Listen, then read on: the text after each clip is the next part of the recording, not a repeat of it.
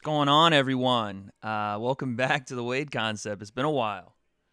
I have been gone for, I guess, over 2 months now or so. So we're back. Moved locations. I'm on the West Coast now. I came back to where I've been living before. I was in Florida, so we're back there, and I'm excited to get started. We're actually going to branch out the podcast a little bit. I think we're going to. We're going to start doing a couple more things. We're going to diversify, if you will, get out of just MMA and explore some other interests I have, including tonight. We're going to start right back with a bang, and we're going to watch the Western Conference Finals. We're going to be live streaming this. Obviously, my reaction, not the game itself. You guys can watch the game. It's on TNT. So come in and watch with me. They're doing the starting lineups now. We're about to tip the ball. But yeah, I just wanted to go a different direction with the podcast. I thought, why limit myself to one thing that I like? I love watching basketball, especially playoff basketball. I love talking about it, debating, who are the best players at the time, who's going to win MVP, which team has the best chance to win, regardless of series or conference or the finals itself. I just like watching. We'll probably do some more fights, of course, in the upcoming future. We're going to watch Darren Till fight, of course, because you guys know I'm a homer for Darren Till. They just tipped the ball off. So if you guys want, hop in the chat. Let me know what you're thinking. Who's getting this game? Who's getting the W? Personally, I'm a big fan of, LeBron James. Obviously, they played last night, got their first win in the Eastern Conference Finals. But I'm a big fan of basketball in general, man. I like watching Chris Paul play. I like watching James Harden, the way they can manipulate not only the defense but sometimes referees. I'm just a big fan of playoff basketball because it's not as easy to get to the rack. It's not as easy to score points, especially against the Golden State team with Draymond in the middle. But this is an interesting series. A lot of people are talking about, is it going to be Cavs, Warriors for the third straight year? Or no, it would be the fourth straight year, I guess. And, this could be the turning point. Obviously, the Celtics are up on the Cavs right now as well, so that could also be something. But yeah, it's good to see you guys again.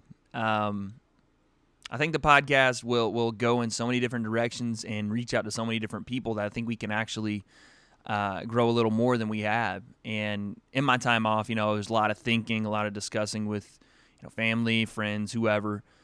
Kelsey, obviously, you guys know Kelsey.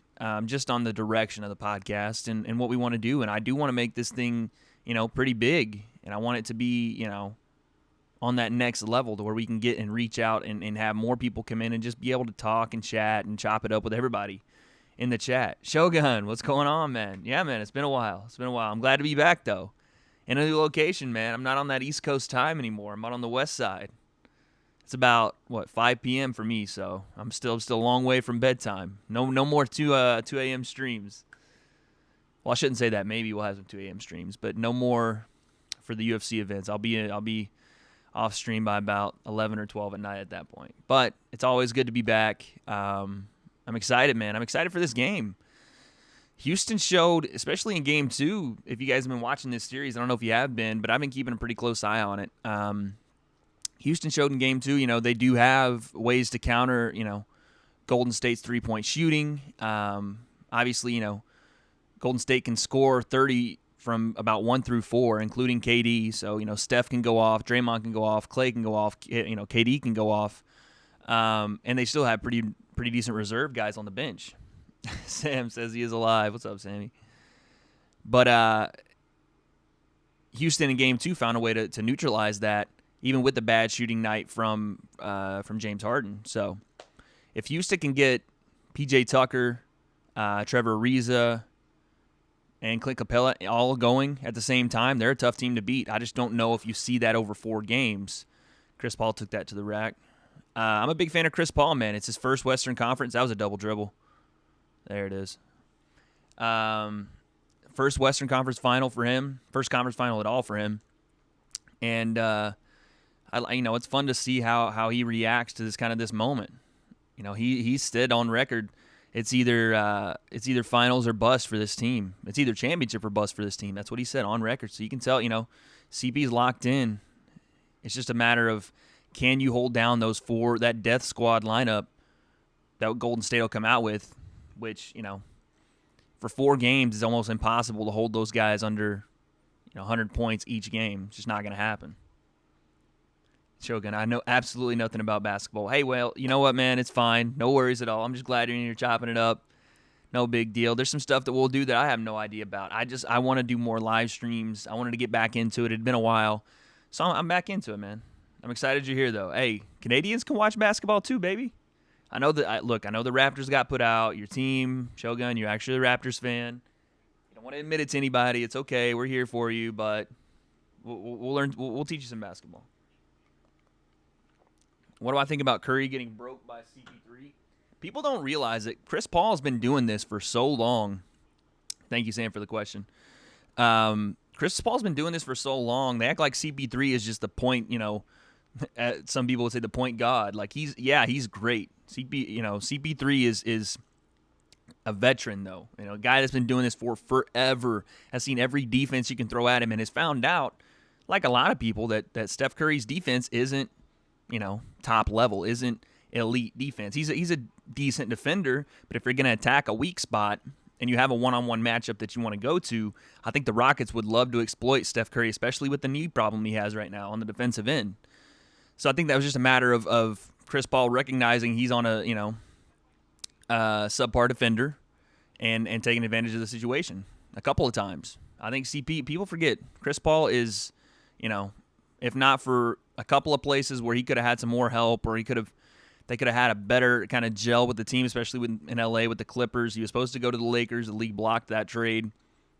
I think, that guy is an elite point guard. He is a little ball dominant, but his handles are no joke. And you saw in game 2, he can feed the rock whenever, wherever, and get his. Shogun, in Montreal, no worries, man. We'll learn basketball together. We'll all be in here chopping it up, and we'll figure it out together, man. Yeah. Sam, I think he beats Curry in every aspect besides shooting the ball. I mean, Curry, it depends, man. Curry's a great passer, too. He's a great off the ball. He moves great without the ball. He moves great off the ball, running through screens, setting guys up with screens. He's also a great, I think he's got some of the best handles in the league, too.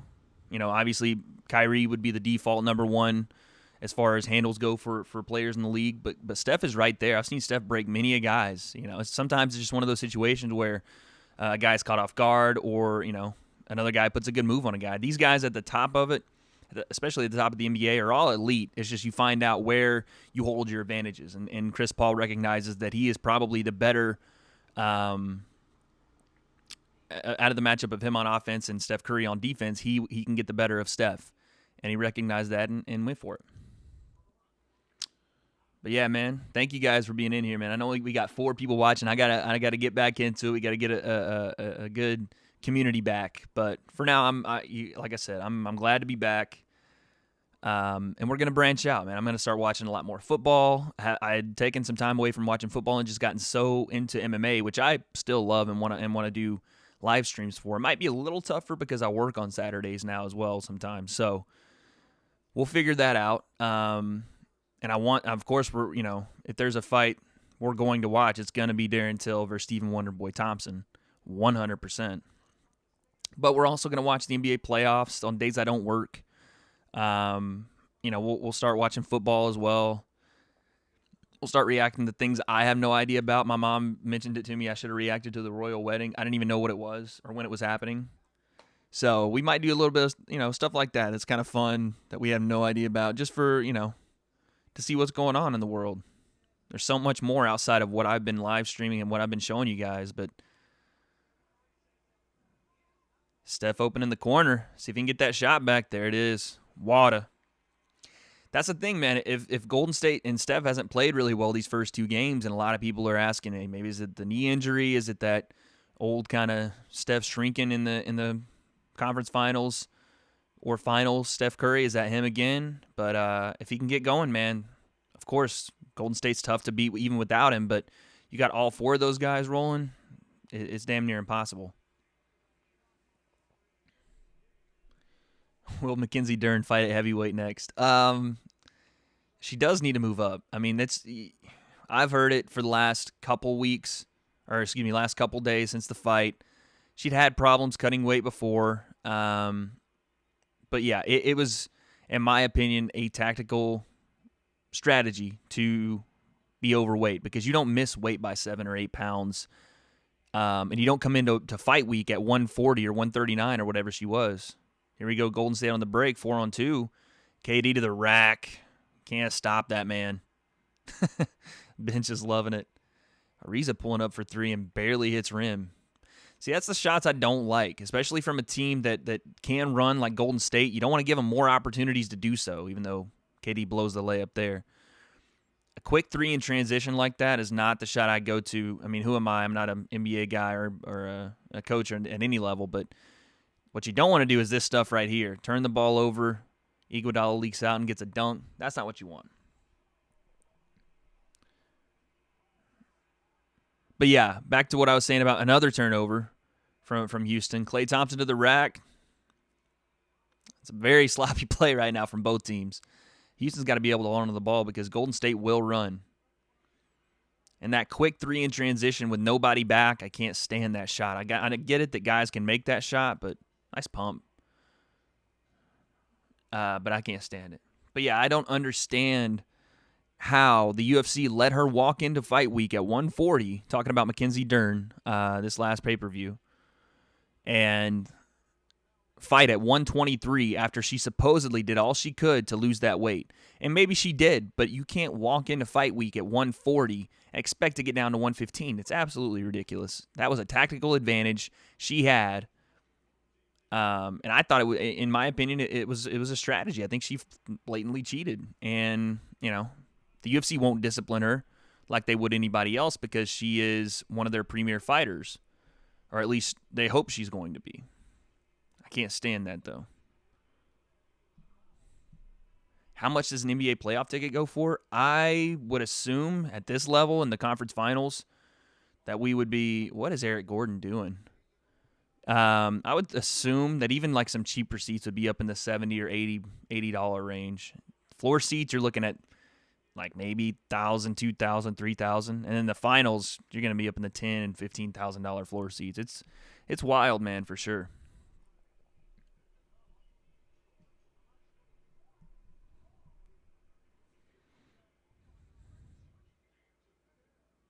Yeah, I don't know. Josh, what's going on, man? It's good to see you. I don't know what she was thinking. I don't know what the UFC was thinking about it. I have no idea why they decided that was what they wanted to do, was let her fight.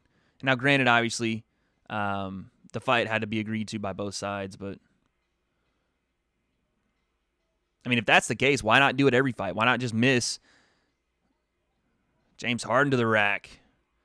This is what I like about playoff basketball. They're not calling a lot of ticky-tack fouls. That was a foul.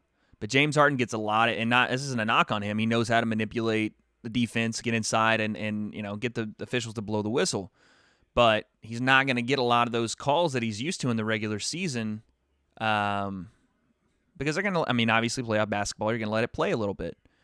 James Harden's used to getting to the line probably 10, 11, 12 times a game. It's going to be a little bit harder. He's going to have to actually get in the lane and try to finish versus trying to draw the foul. Yeah, I would say it just depends on the arena, Shogun. 20,000 might be a maybe. But I don't know how many arenas are hitting 20,000. But it'd be close. 16 to 20 is for sure kind of where it goes.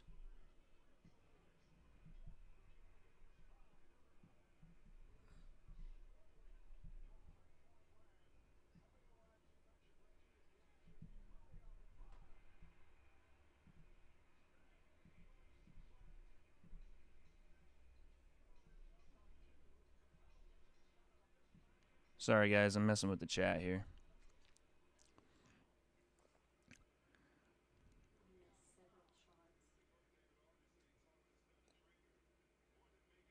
Mom's trying to help me with my commentating. Mom's here, by the way, guys. Hi. Is it true a Canadian invented basketball? I have no idea. If it is, that's Shogun. That you should be ashamed if it is, because you are a Canadian and have nothing to do with basketball. Shameful. I'm more Canadian at that point than you are.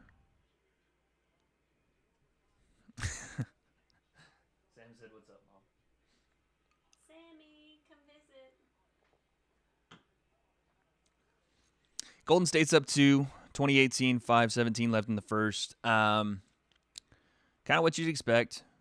KD getting in the paint in transition early.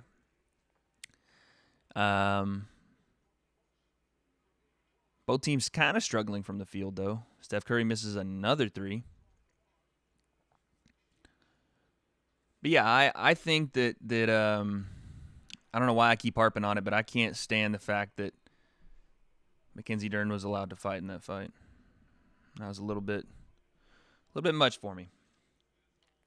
But in this series, this is the thing that you're gonna have to watch for, not only in this series but in the Boston and Cavs series. The Rockets as a team, I wouldn't say the players, but as a team, are fairly new. Obviously, Chris Paul being added to the mix. They're a fairly young team as far as their experience together. And the same, obviously, with the Boston Celtics, and honestly, the same with the Cavaliers. The most experienced team in this playoffs would be the Golden State Warriors. And if they are to be knocked out by this, this Rocket team, then that it's a toss-up who wins the finals at that point. Because I could see the Cavaliers coming in and really giving James Harden and Chris Paul problems, just with their length and the youth that they have. Maybe not in the scoring range, but obviously LeBron's going to get his. But I could also see the Boston Celtics doing the same thing. Young, got length in the front court, got length in the back court. Again, Steph misses a 3. He's going to take another one. Corner 3, no. He hit that first shot he took to, I think it was early in the first. But since then, been off. Because the fight was in Brazil. Yeah, well, 100%. You could definitely say that Brazil does have some sketchy stuff going on. But I will say, it's really refreshing when you see a fight like, and this is, obviously totally different, but when you see a fight like Eric Gordon tries to go inside, draws the foul, and one on Draymond. Eric Gordon coming alive. You're going to need him to score 15 to 20, or assist on about 6 to 7 a game for them to really be able to stick with this Golden State team. He's an X factor in this series, 100%. But Kelsey says she tuned in after work. I love you too, girl. She's working, y'all. Don't get crazy in the chat. But what I was saying about the Brazil Commission, it's really refreshing to see, how they treated the Kelvin Gastelum-Jacare fight, where there wasn't really any bias in that judging. Now, granted, I actually thought Jacare might have won the fight, going back and watching it, just because the action that he had. He was a little tired in the third. I mean, he was really tired in the third, but he was pushing the pace. He was the one landing big shots in the third, too. Now, Kelvin was landing shots, but Jacare was coming forward, pushing pace, and landing shots. But it's always refreshing to see when you go to Brazil and it goes to decision, the first thing anybody that knows MMA or knows fighting thinks is, okay, well, this is going to go to the Brazilian, 100%. And you've seen it time after time after time, but in that case, it didn't. So that was refreshing. Nice bounce pass. Oh! Stuffed at the rack. Draymond coming down the floor. Nice pass. Clay to the bucket. I don't even know who got that block for Golden State. Oh, James Harden again. This is what I can't stand about James Harden's game. Sometimes he tries to draw fouls more than he tries to make shots. A deep 3 he attempted just because the defender had his hand out hand checking, which is obviously going to get called in the NBA. The guy pulls his hand back and Harden tries to flop around and shoot the long 3 and airballs it. Doesn't make any sense. Now he's trapped in the corner. Short corner. Dishes to Chris Paul. Now Eric Gordon in the corner. It's a bad possession again. It's not going to get it off. No, 24-second violation.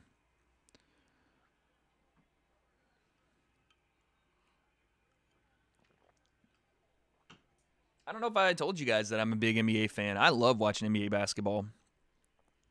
On the West Coast, I get a lot of heat for it because I don't watch hockey. And Shogun, I'm sure you know a lot more about hockey than I do. Am I from San Francisco, Wade? No, I am actually from Tennessee. I live in California now. I live in Southern California. But A lot of the people out here don't really watch too much basketball. I'm sure in the Bay Area, like you're talking about Shogun in San Francisco, of course they do. I mean, they got the Warriors right there. Got the Kings up that way as well. But down here, it's really not. I mean, if you're not a Laker fan and the Lakers aren't playing, no one really watches basketball. A lot of people love hockey though. Eagle, what's going on, man? Yeah, I'm alive. I'm here, man. I took some time off. You know, you got to give me a couple weeks, actually a couple months, I guess. But I'm back. We're watching basketball tonight. Freestyle, are you a big basketball fan? But yeah, I get a lot of heat for it because people are watching. Like where I work, a lot of people watch hockey, all that stuff, and I'm a big basketball, football guy. So I'm in the minority at work for sure. But I'm a huge basketball fan. I can tell you guys stories of watching, you know, I watched Kobe drop 81. I watched Kobe hit a game winner against the Suns in the playoffs in 2006, I think it was, off the elbow. I've watched Kobe beat, and I don't know why I'm going on a Kobe tangent, but I watched Kobe beat the Celtics, my boy Jacob Celtics. I don't know if he's in here, but he wouldn't like me talking about that. But there's so much stuff. I watched LeBron get 61 against the Bobcats. I watched The Shot by Ray Allen. I've seen it all, man. I watched the Lakers come back against Portland. The Kobe to Shaq, the iconic phrase. I've seen it, man. Yeah, in Montreal, it's all about hockey. It's like a religion. I would bet, man. I mean, obviously, I think hockey is it's Canada's number one sport, isn't it? Oh, Cubs in the chat. I thought he was lurking in there. I thought he was in there lurking, man. Jacob's a lurker sometimes, but had to call out the Celts, man. Not really a basketball fan, football guy. Hey, freestyler, no worries, man. I wanted to live stream it because I'm a big basketball fan. I'm really into the playoffs this year, but I would love to live stream some soccer too. When the World Cup comes up, you know what? I just now thought of that when the World Cup starts. I think it's in July. We'll live stream some of the World Cup. I don't know a lot about it, but maybe you guys can help me out. I love watching soccer, especially when the USA's playing. That's all. Oh wait, the USA didn't even make the World Cup. Never mind. But we're still gonna watch. The girls did. Well, yeah, but that's different. But yeah, we'll still watch. You guys can help me with that. I mean, I get the basic gist of soccer. Like I play, I'm gonna get roasted, but I play a lot of FIFA. So you guys want it, come get this work. But like I get the basic gist of it, but I don't understand, set plays and stuff like that, and at least not on the level that somebody had played would. But basketball, I really am a big fan of. They saying Chris Paul's getting work done on him here. Got a right ankle issue. He's on the floor though, faking injuries. Dang, Shogun sending shots, man. Easy in the chat. I don't want any hockey on soccer war, man. W.A.D.E concept, we accept everyone, regardless of sport. Unless you play like some kind of ping pong or something, like you play competitive ping pong, what are you doing with your life?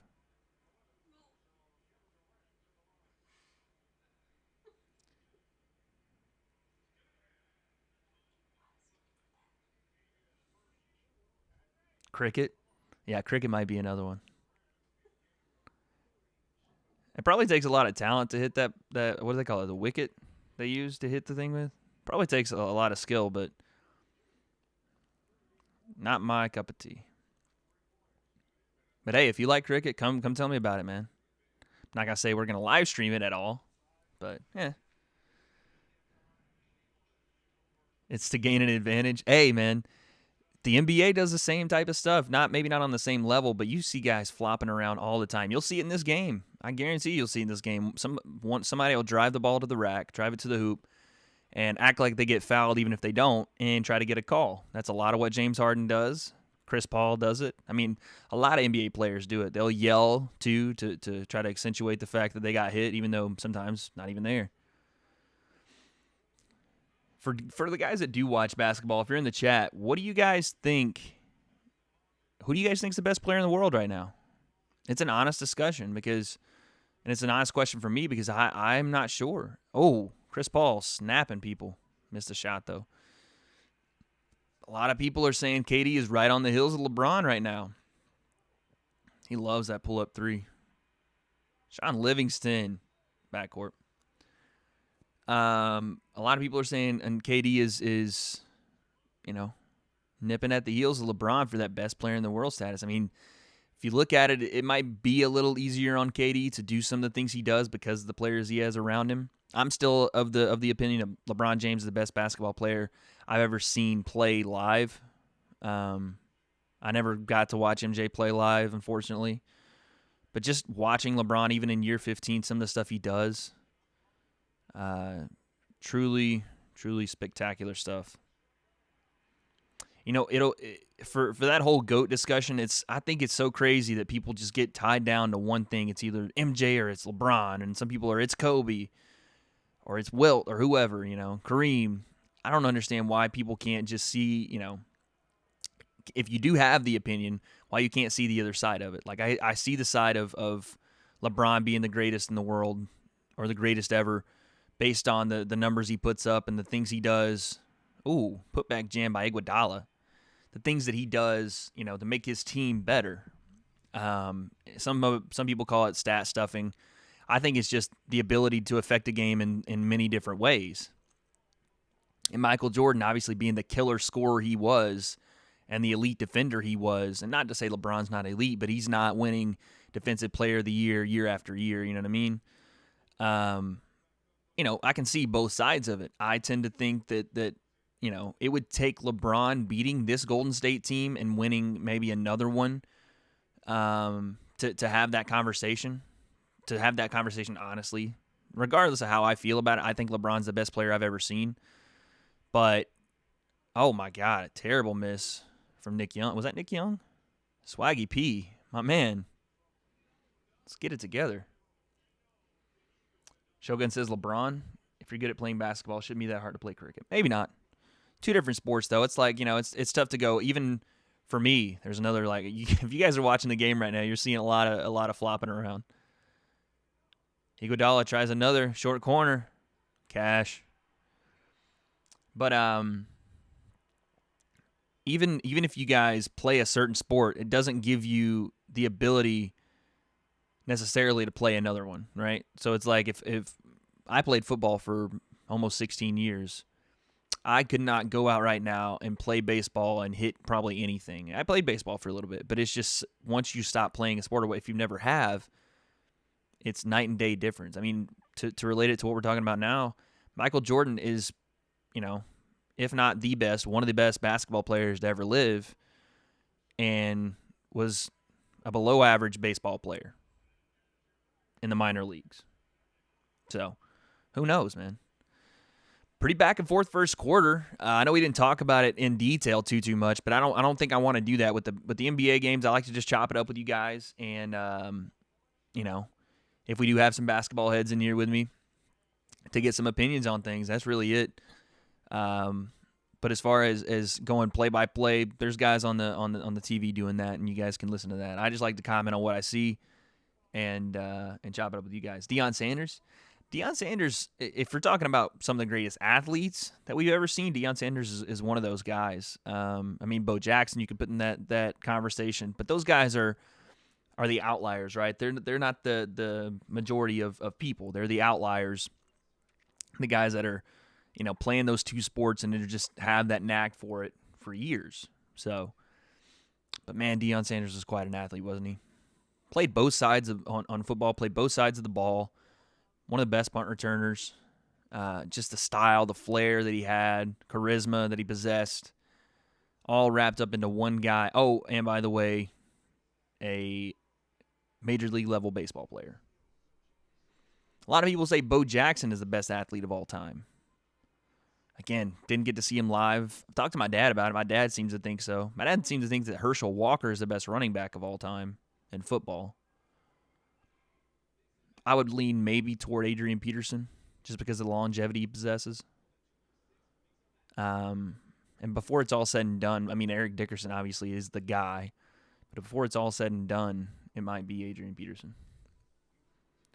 But yeah, man, you guys like the new setup? This is kind of not, I mean, it's just kind of short-handed setup we got right now just because I just kind of put it together today.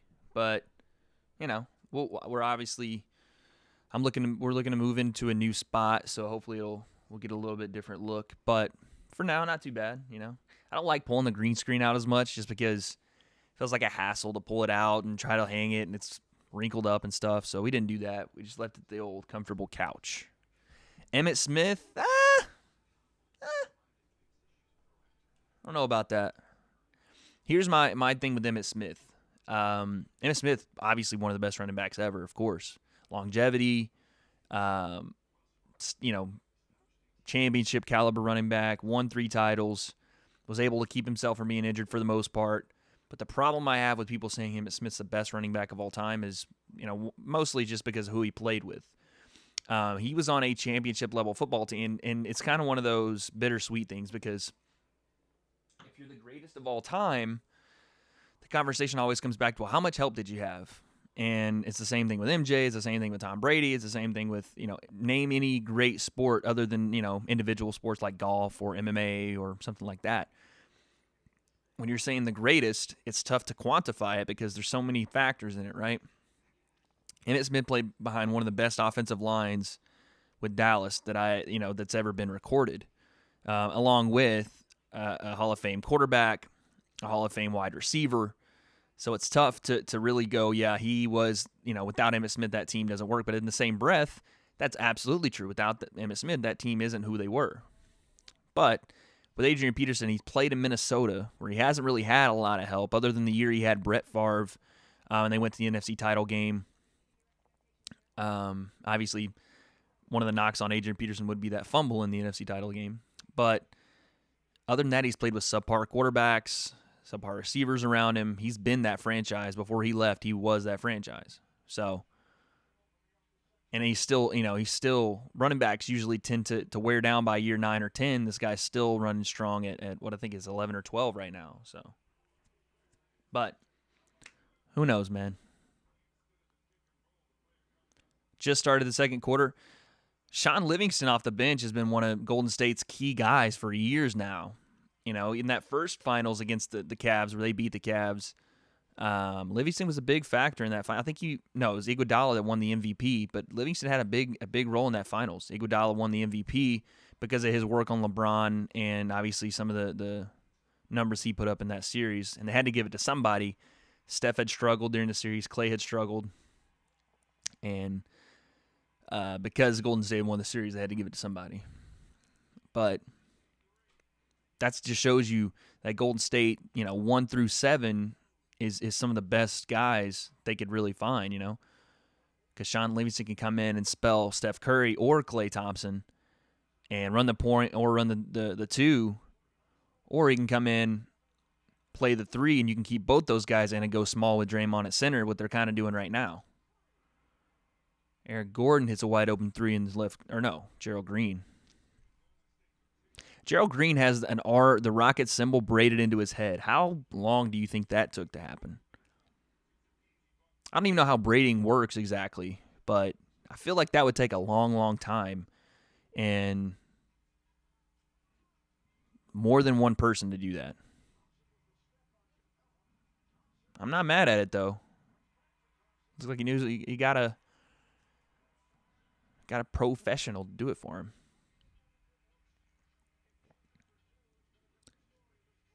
Golden State up 8.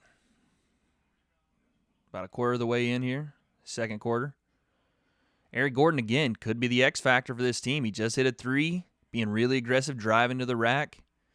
Draws the foul on Nick Young. Draymond doing Draymond things. Being an animal down there in the paint. Tipping out offensive rebounds. Trying to box out Clint Capella, who's probably got 4 or 5 inches on him. Who's leading the series? It's 1-1, Shogun. It's a 1-1 series. These are probably, if I had to guess, and if I was being honest, these are probably the 2 best teams in the NBA right here. Record-wise, they were. They just happen to be in the same conference, so they have to play each other in the same conference final. But this series is tied up 1-1. The Cleveland Cavaliers, LeBron James' team, are playing the Celtics in the Eastern Conference Finals, and they are down 2-1. Eric Gordon lets a 3 go, and it's looked like it might have been tipped, but he airballed it. But yeah, the conference finals.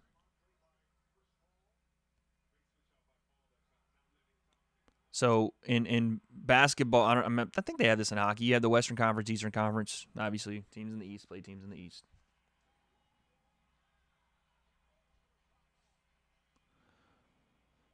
10-point lead it's swelled to.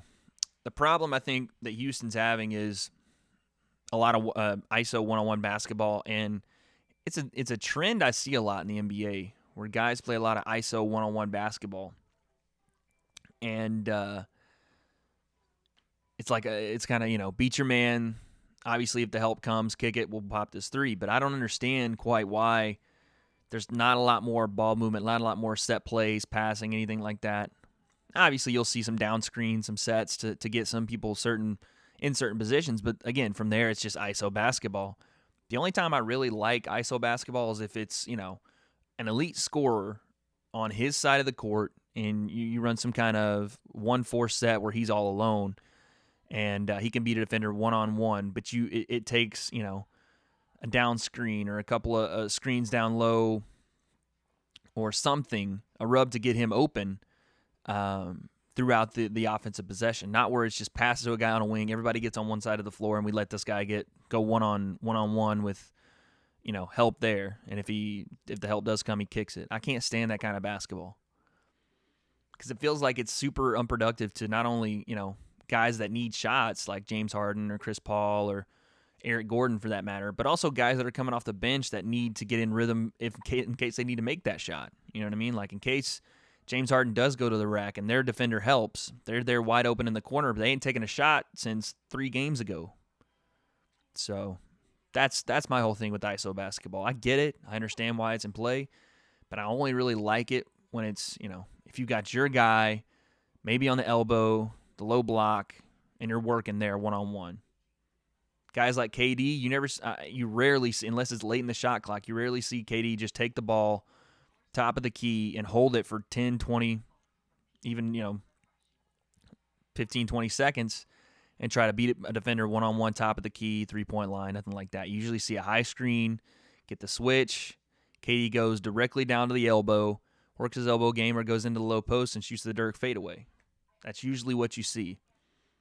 And it's the best way to play basketball. You watch even the Cavaliers last game, LeBron doing a lot as far as finding open guys, using the high screen and roll, throw the ball down low on the inside.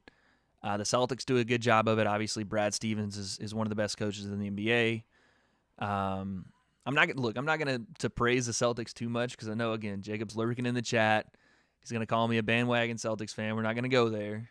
But they're playing, obviously, very well for what they have. Look, Mom. Look. If you guys don't know, there's this restaurant that I worked at, and that's where W.A.D.E works. They have the worst commercial on for coming into the. There actually was a Yelp review on this commercial talking about how they felt. What did the lady say? She felt appalled that she had to see such provocative commercials on her TV. Isn't that the craziest thing? Mike Newman says hello, by the way. What's up, Mike? I don't know how. Yeah, Shogun. Yeah. Tell him, Jacob. Or tell him, Shogun. Where's he at? Where's he at lurking in the chat?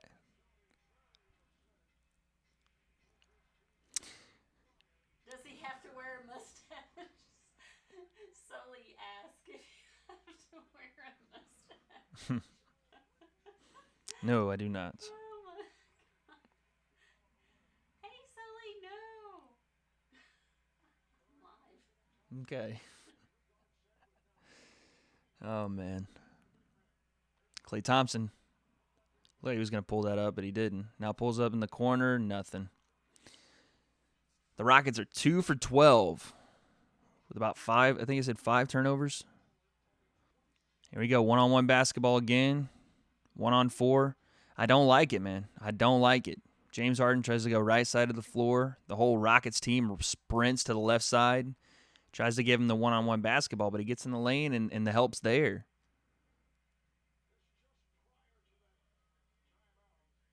Hey guys, check him out on W.A.D.E Oh, my goodness. on YouTube. YouTube, the W.A.D.E concept. Okay, thank you. I appreciate it. You don't have to do that. What restaurant did I work for? It's called Heroes and Legends. It's a local restaurant here in California.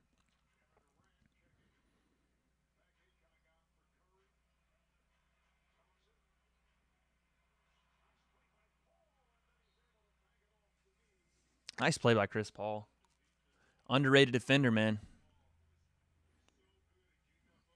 He tries to fill that Patrick Beverly role a little bit as well. Obviously, can do a lot more offensively, but he's very pesky on defense. Chris Paul always wanted to get under people's skin as well. Oh. Again, 4 people standing around. Chris Paul at the elbow. Not a lot going on with the Rockets offensively. Kicks out in the corner. Nice take by Trevor Ariza, but he traveled. Jacob, they're coming for your head in the chat today, man. Yeah, Jacob's my boy. Take it easy on him. That's my dude. 8 turnovers by the Rockets already. For perspective, I think the Cavs and the Celtics, the first 2 games of the Eastern Conference Final, each had 8 in the games. So the Rockets getting a little careless with the ball. Sean Livingston, another ISO at the top of the key. This is, I would say, the B lineup right now for Golden State, even though they still do have Clay, KD, and Draymond on the floor. James Harden finally gets the foul call. Don't be scared, homie.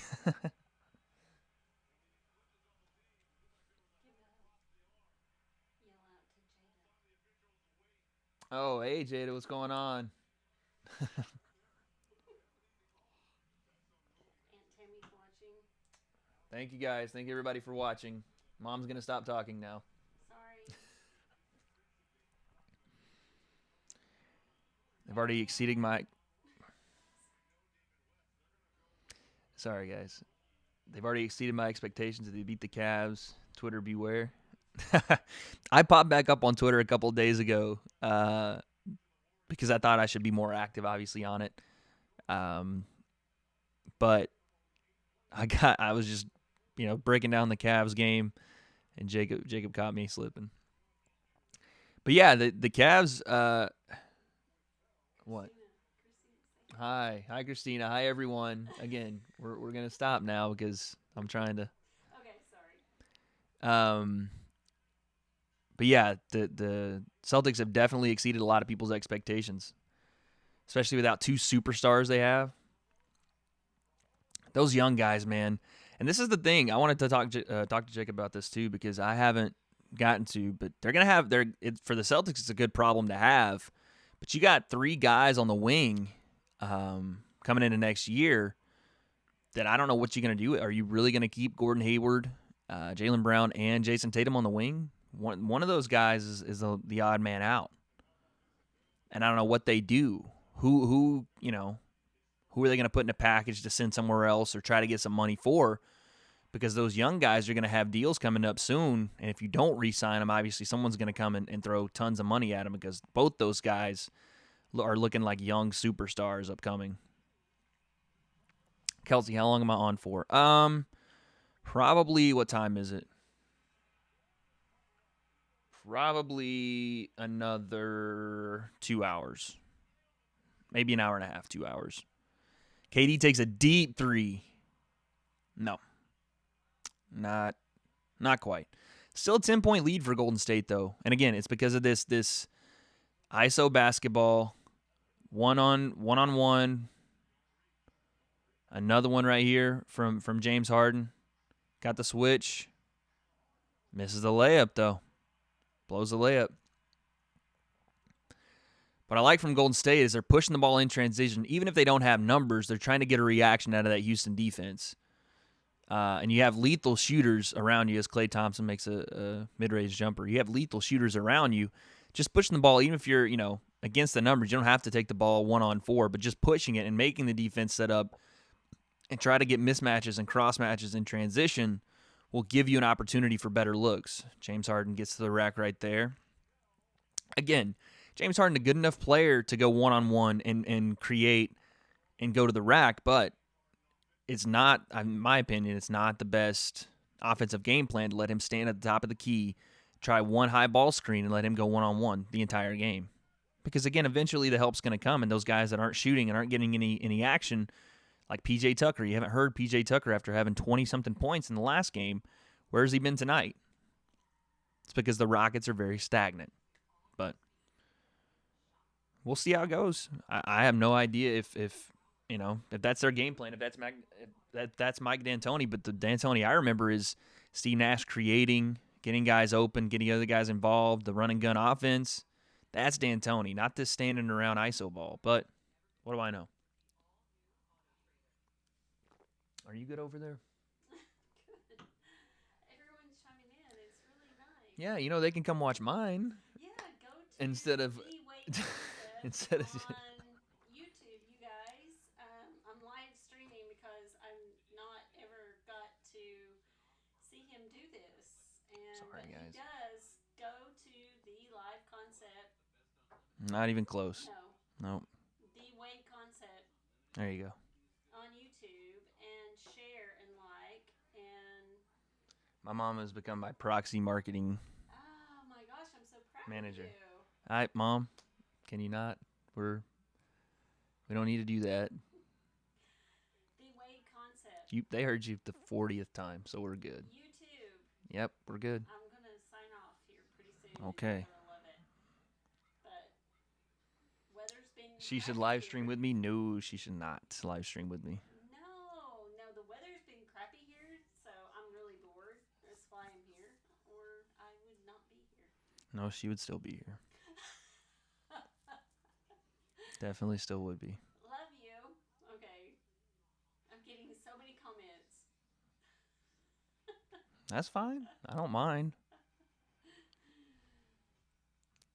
She's proud. Yes, she is proud of me. I am so proud. Is that my mom talking? Yes.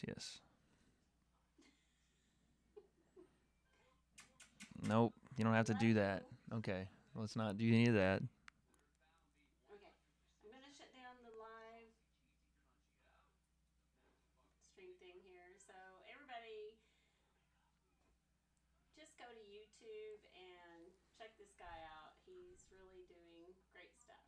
YouTube, the W.A.D.E concept.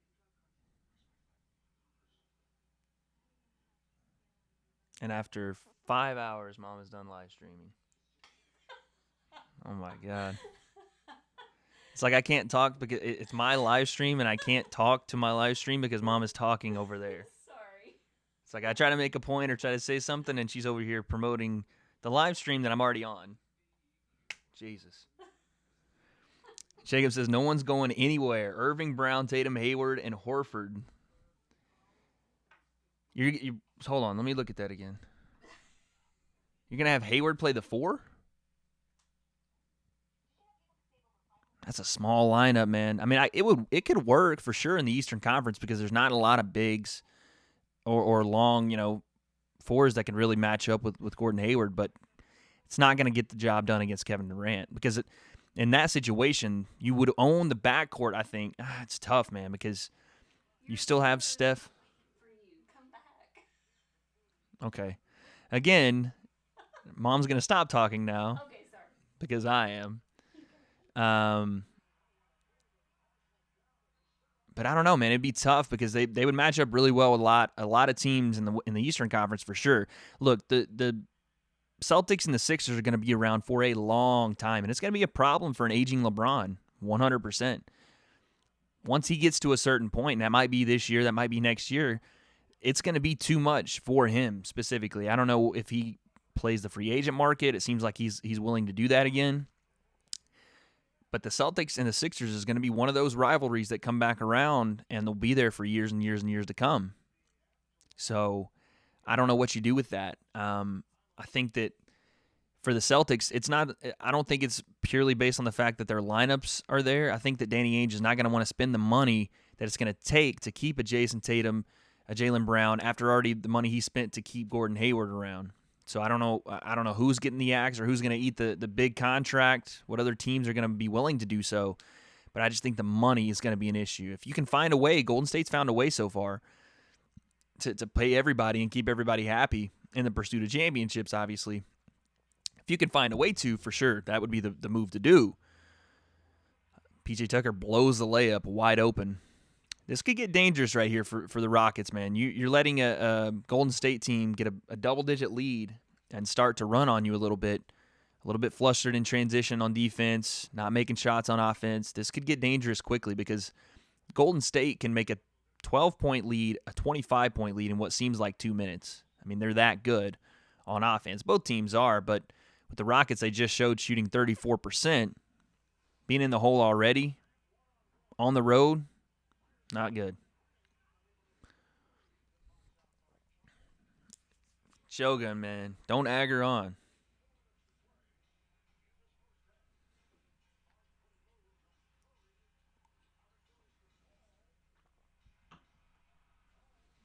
You guys are wild in the chat, man.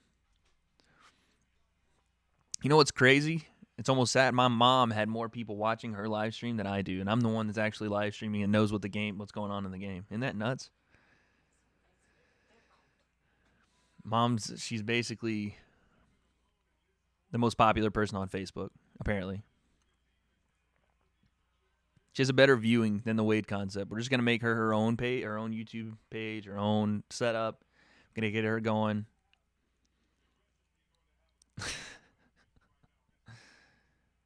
Oh my God. It's always something, chat. She should sit next to me. No, I don't have another mic set up. I would let it would be hilarious to watch games with her, but I don't have another mic set up yet. In the future, I was talking to her about it today. We should have her do some stuff on here. My mom's a pretty big sports fan. She knows a lot about sports just from obviously watching me. She watches a lot of basketball with me from time to time. She's watched me play basketball, watched me play football, baseball, all that. So she knows what she's talking about to a certain degree. She might not know who the players are for different teams just because she doesn't watch all the teams. But my mom knows sports.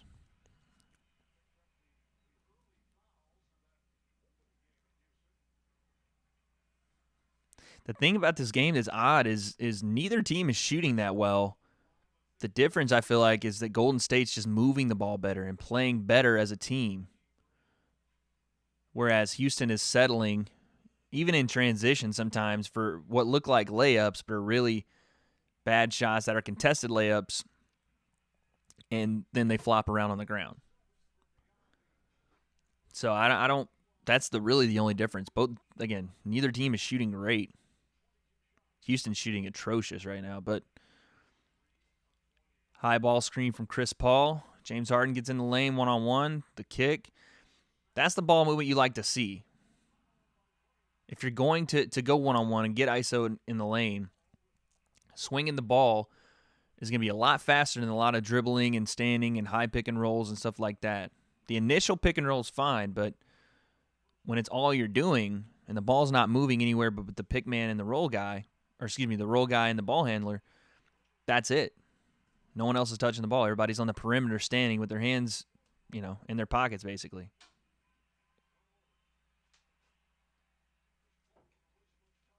Why? Oh, my God.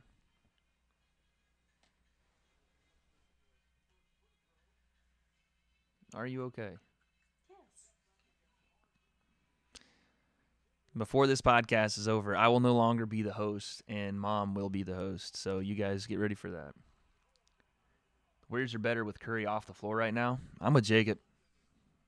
Steph Curry's not really adding anything to the Warriors lineup right now. In fact, I feel like he's stopping the ball a little bit. And it's not his fault, obviously. He's just not shooting the ball well right now. And when the ball stops with him, when you got guys like KD, who's obviously, one of probably the most prolific scorer in the league, like they're trying to get him going. But Sean, nice backdoor pass. That's what you need to get a guy like Steph Curry going. Is just some easy buckets, man. Regardless if it's a layup, if it's, a wide open shot, whatever it is, an easy bucket for him. And James Harden's going to try to expose him on the defensive end. Again, a lot of standing around, a lot of James Harden one-on-one. Tough shot to make. He made it, but I would live with that. If I'm Golden State, I would live with him driving it like that, going one on almost 3 in the lane every possession.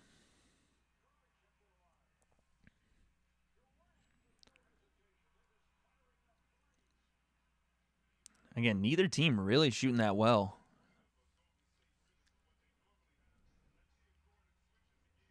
A little high ball screen. James Harden, again, driving the lane. Clay strips it. That's going to go back to Golden State. James Harden's struggling, man.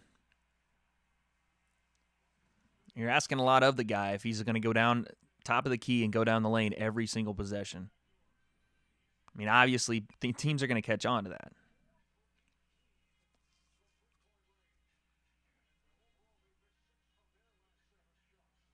KD on the low block. That's where you want to catch the ball. As a big man, as a guy that can stretch the floor, KD's got a lot of weapons he can attack from the low post, man.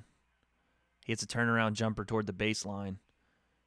If you guys have been again, a lot of the guys in here aren't a lot of basketball fans, but if you have been watching, Kobe Bryant is doing this series on ESPN Plus, I think, called Detail, where he goes into detail, obviously, about different players as KD drives the ball right down the middle of the lane. No one stops him.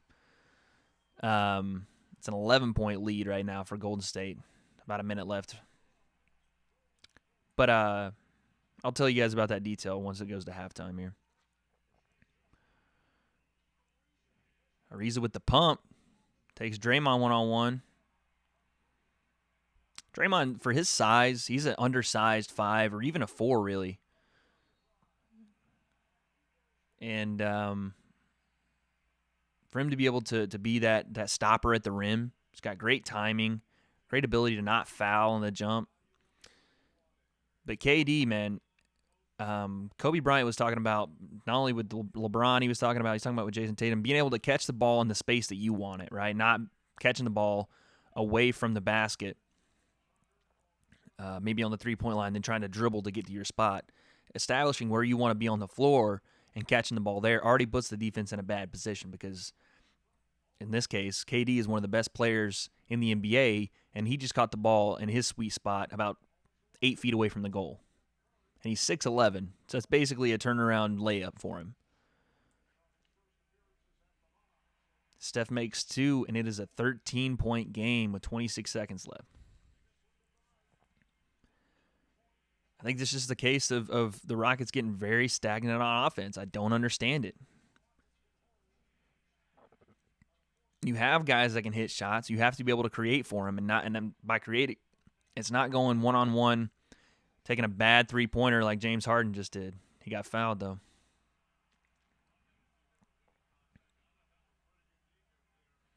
See the replay here because I didn't see if he got fouled or not. But again, one-on-one, a lot of dribbling, the step back. He wasn't falling for it. He got him a little bit of contact on the hand after the release, but still not a good shot. But if the Rockets want to live and die by that, then so be it.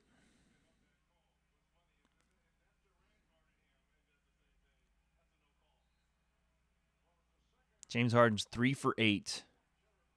Has 10 points, 5 rebounds, or 5 assists, 2 rebounds. And this is the issue I have, and someone said this the other night, and it made a lot of sense.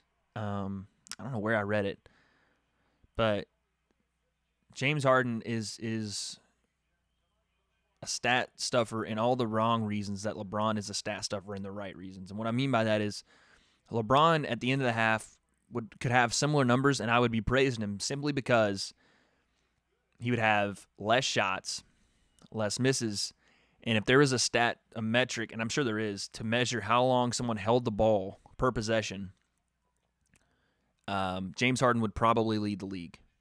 He and Chris Paul would be 1 and 2, I feel like, per possession. The way they hold the ball. I feel like it's not. It's almost pulling the wool over someone's eyes to say, man, he had 10, 5, and 2 at the half. How are they down 13? Well, he was 3 for 8 and couldn't get anybody else involved other than maybe a cut to the rim or a deep three that guys are making contested. Those aren't good shots to begin with. So sometimes, in that case, stats are a little misleading. Like James Harden, Russell Westbrook has the same problem where he can go for a triple-double every night and barely make the playoffs. And it's because he's still taking, 25, 26 shots and making maybe 10. He's not very efficient is what I'm saying.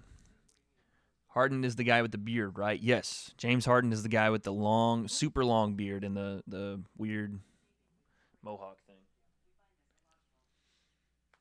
Anything to say, Mom? Mom says peace. I was telling the chat, I said, Mom knows her sports. I do. Yeah. Do you want me to continue to do live? No. I've got so many. Well, if they want, I understand. You can do your live if you want to go do live walking around the. Because everyone loves to see you. I understand that they can watch. We're not going to have that discussion, but I know. if you want to do your live, you can take a stroll and do your live. The problem with you doing live and me doing live is I'm trying to talk and you're trying to talk. I know. And it gets to be a, you know what I mean? I know. That's the problem. But we should, well, like I said, I'll just have her on the podcast. That way we can do it all at once. That would be a train wreck, but we will try it. A train wreck. Yeah. But yeah, guys, I want to get back into doing basketball. I want to get back into, I'm super into video game streams and stuff like that. If I had the resources to set up a game stream, I would do that. That would be so fun. But I'd love to just chop it up about games in general. You guys want to do some kind of W.A.D.E podcast, video game discussion? We'll talk about relevant games right now, what games you guys like, strategy games. A lot of my friends are on Fortnite. I think a lot of everybody in the world is on Fortnite right now. I've taken some time off from Fortnite. I feel it gets me more angry for no reason because I'm just not good at the game. So I took some time off from playing it, and it takes up a lot of time too because I'm super competitive, like I'm sure a lot of you guys are. And once you start to lose at something and you want to be better at it, you just play it and play it and play it and play it, and all of a sudden 7 hours later you don't know what happened to time. So taking a little time off from it, but I think Fortnite's a super crazy dope game. Trying to think of other new games that are out. God of War, I've heard is crazy good. I haven't played it myself, but I've seen clips of it and it looks to be so detailed and the graphics look amazing on it.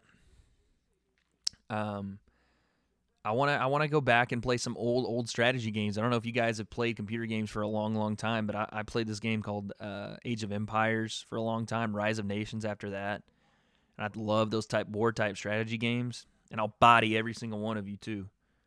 Don't get it messed up. But once I get some kind of PC setup, which will be way, way into the future, but I would love to. Not even, I don't know, if you guys wanted to do a stream, we could do that. But even if you guys just wanted to load up a couple games and play a couple, that'd be so fun. They got the halftime report. My man Shaq, Kenny Smith, Charles, Elevator Ernie. These 4 guys are probably the most entertaining 4 guys in basketball commentating. To be on a panel with them would be so funny. It's basically Shaq and Chuck, but the other 2 get them going, and it's hilarious to watch. After the game's over tonight, I'll cut off the stream and I'll just watch them in their post game. Guaranteed to have some kind of shenanigans go on. Shogun says Mario Kart on the N64, best game ever. Dang, best game ever? I don't know, man. I mean, it's a classic for sure. I could see it in the conversation for best game ever, but if you're gonna throw Mario Kart in there, you gotta throw Smash Brothers in there. You've got to throw, Sonic, the old Sonic on Dreamcast, and before that, just Sega. I think you'd have to throw some of the Halo games in there as for some of the best of all time, especially best grossing. I mean, the second Halo game was one of the highest grossing games ever. Obviously, just the Super Nintendo Mario would have to be one. But yeah, Mario Kart, man. Mario Kart would end some friendships. To this day, uh, Jacob and Sam are some of my oldest friends, some of my best friends. To this day, there's always an argument over who's the best Mario Kart player, or who's the best, whatever game player, Halo player, out of our group. I think it's Sam who swears he's some of the best. He's like one of the best Mario Kart players ever. He'd have to confirm that, but I don't remember exactly. Really, again, after I said no. Who's the best Mario No, Kart we're not. player? I'm sorry, guys. Again.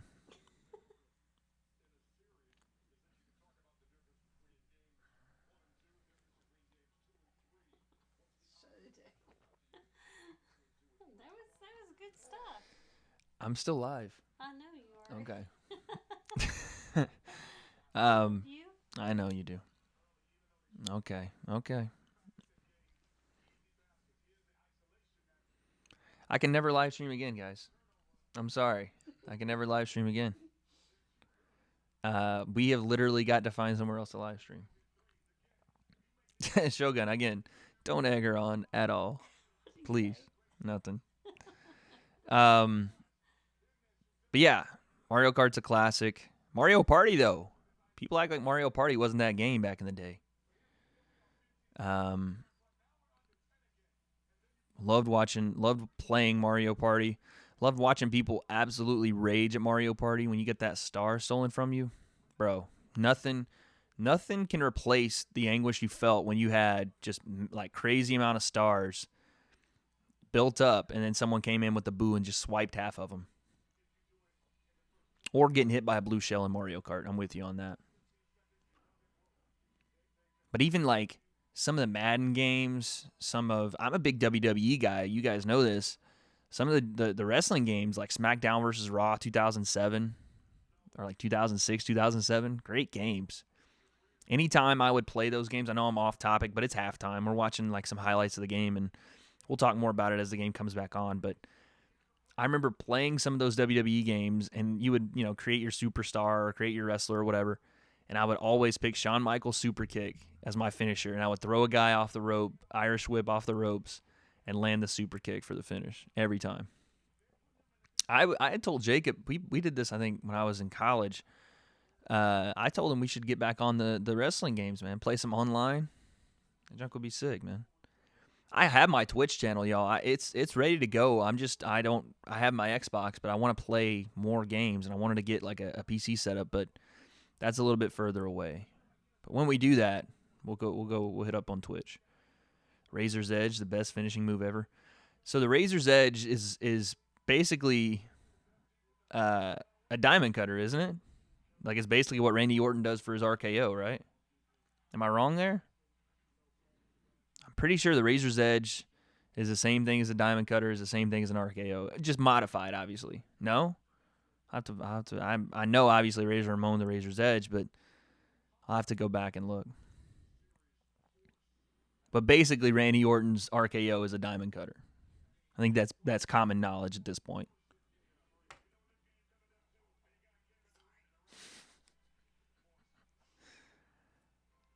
Oh, okay.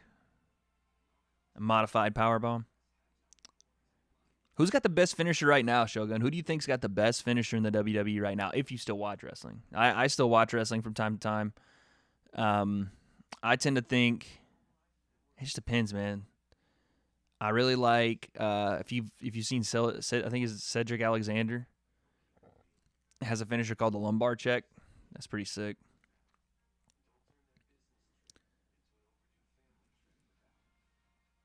I'm trying to think. I mean, there's so many guys that combo from like CDN just went live, y'all, on Twitch. I don't know if you guys are big Fortnite fans, but don't leave my stream to go watch him yet. I'm a big fan of his too, but don't leave yet. There's a combo finisher from Drew McIntyre and Dolph Ziggler. I think it's called it's like a claymore into the zigzag. It looks pretty sick.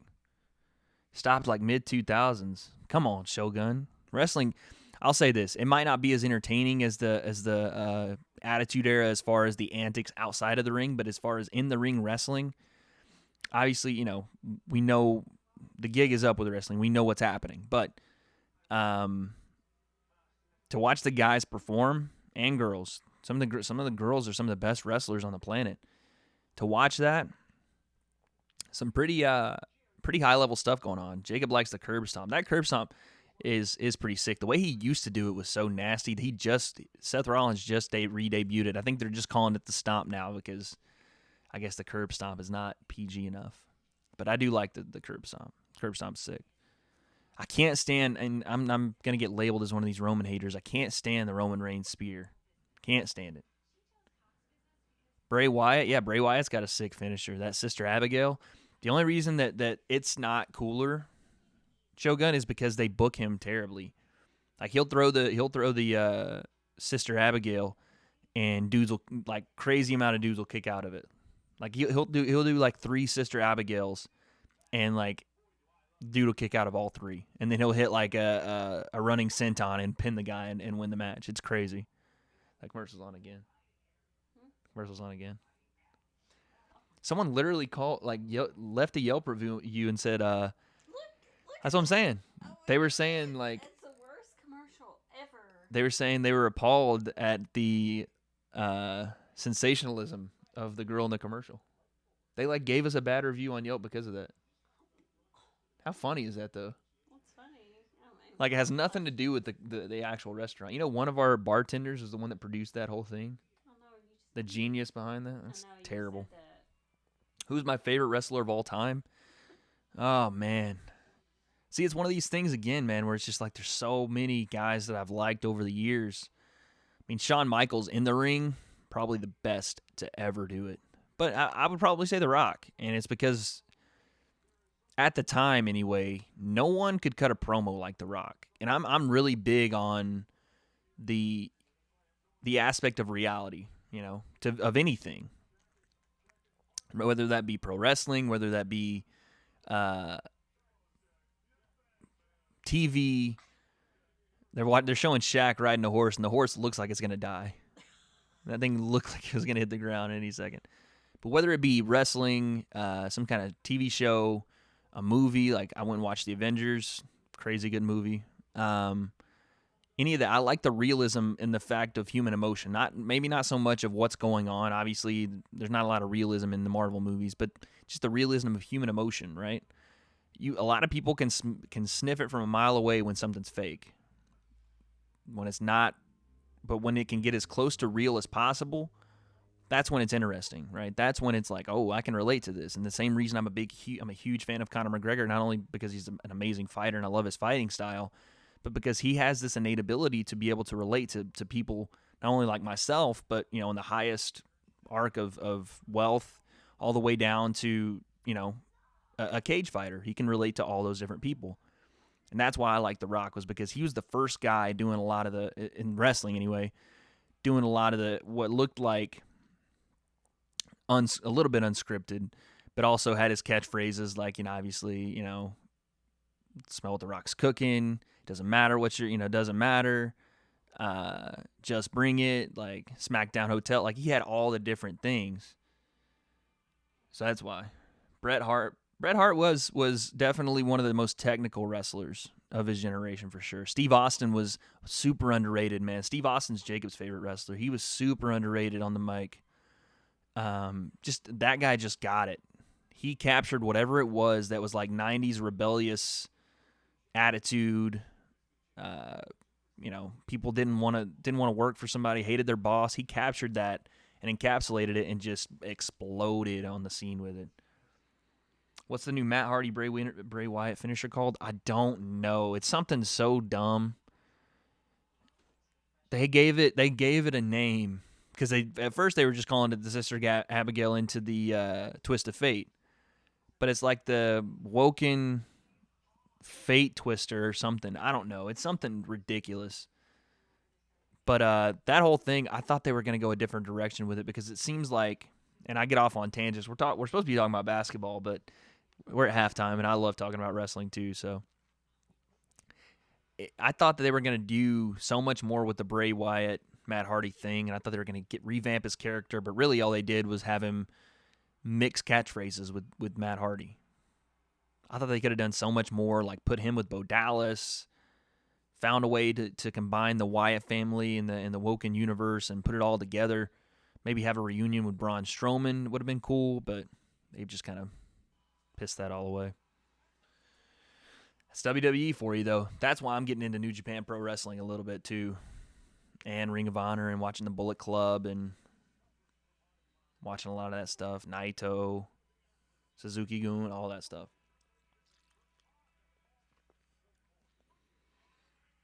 But Bret Hart, man, he was a technician. Not personally one of my favorites just because it wasn't very interesting to watch, to me.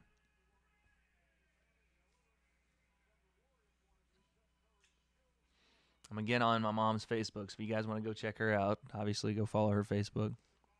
What do I think about Kevin Owens? I think Kevin Owens is a stud, man. I think that Kevin Owens could have been. It's tough now the way they book him. I'm not sure. But the way his promo ability works, he's got a great promo. He can go off the cuff. He can adapt. He's one of the best in-ring performers, especially for his size. By the way, guys, second half starting, so we'll talk more basketball in a second. But for his size to be 280, Steph gets an easy layup and one. It's phenomenal, some of the stuff he does. No AJ Styles reference, but he can. I mean, he's doing sentons. He's doing moonsaults off the top rope. He's doing like fisherman side suplexes off the top rope. Doing top rope dives. I mean, the guy can move. I'm a big fan of his. I think that, before they put him with Sammy and before they done all this, he could have been one of those heel turn faces like Steve Austin was. Maybe not to the same degree because there won't ever be another Steve Austin. But that rebellious figure that kind of, his whole thing was fight Owens fight. And he was just, he was there to fight. Now they've kind of made him a cowardly heel type, which is fine. You get it. If you're going to be a heel, you got to have people boo you. 100%, I get that. But he's a phenomenal talent, man. You'll see him for, I think he just signed a new contract with the WWE, so you'll see him for years to come. I hope they find a way to put the belt back on him. Maybe turn him face, kind of like they have with Braun Strowman, maybe like an anti-hero type face, anti-establishment, but for the people type face. I think that'd be cool. All right, second half. Warriors are up 14. KD takes to the rack. That guy is so versatile, man. It's basically like having a 7-foot point guard that can make basically every shot on the floor. Turn over his left shoulder, turn over his right shoulder. Iguodala gets the steal, another turnover for the Rockets. And they convert. Leads 18 now. But yeah, KD's basically like having a 7-foot point guard or shooting guard. I mean, the guy can play 1 through 3 or 4, a little bit light to try to play the 5. But the way the 5s play now in the NBA, the way the centers play, these stretch guys, no one's really backing people down on the block back to the rim and turning and shooting sky hooks or anything like that anymore. You don't see those type of players a lot. You see a lot of guys playing the stretch and coming out and shooting the ball from mid-range to three-point range. So really, KD can play everywhere. And just the way he moves, how he uses his length to get these scoop shots to the rim, takes one step and he's on the other side of the paint. Even right there, affecting a shot from Chris Paul just with his length. That's why people are considering him one of the best, if not the best in the world. Corner 3, KD splashes it. Shogun, peace out, brother. Thanks for coming in, man. I really do appreciate it. Yeah, him and Sammy are from Montreal, but thank you, brother. KD going off to start the second half. And we saw this last year's finals. Sometimes when he gets going, man, and not just in a game, KD can stay hot for a series. And they put LeBron on him, and LeBron, granted, in my opinion, LeBron does have to do a lot more with a lot less. So defending KD on one end and trying to beat all the offense on the other is going to take a lot of energy out of him. But for him to be able to you okay? Sorry. For him to be able to do both things, it's going to be tough, especially with a guy against like KD standing across from him. You can contain him for probably a game, maybe a game and a half, but KD's going to put up 30 at least 2 or 3 times in the series. It's going to happen.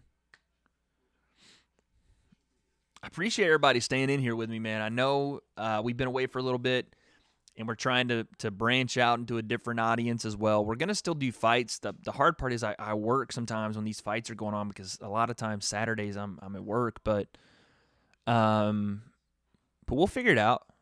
We'll find a way to watch them, even if we can't live stream it. We'll just do a review, and we'll chop it up. I know live streams are usually where we get a lot of new viewership, especially for pay-per-views, but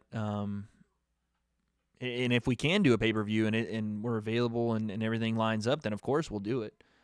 But if not, we'll always talk about it, and we'll do the live streams, and we'll have some fun in here. I just like getting on here and chatting it up with you guys, man. I think it's so fun, and I had gotten away from it for way too long, so we're back.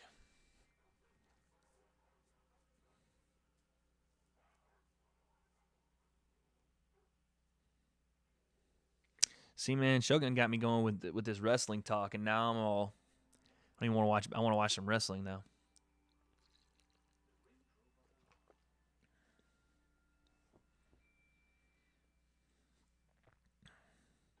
Yo, how wild is my mom over here on Facebook Live while I'm trying to streaming? God, trying to be the next celebrity out here, so the next celebrity streamer. Can you imagine that?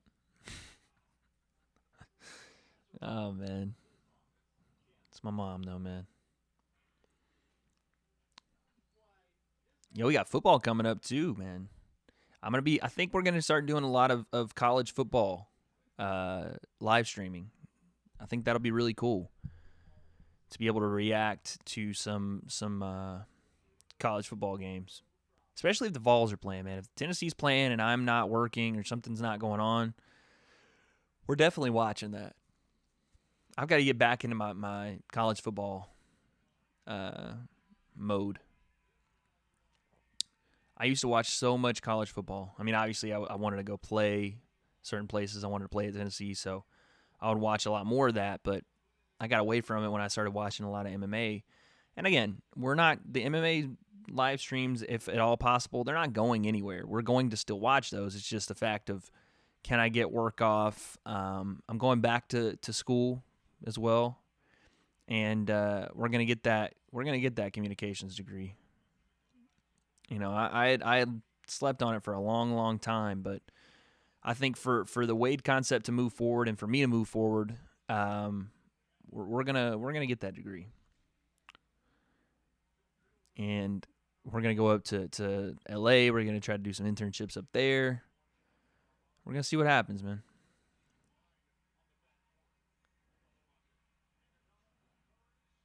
Draymond top of the key, wide open, clangs it.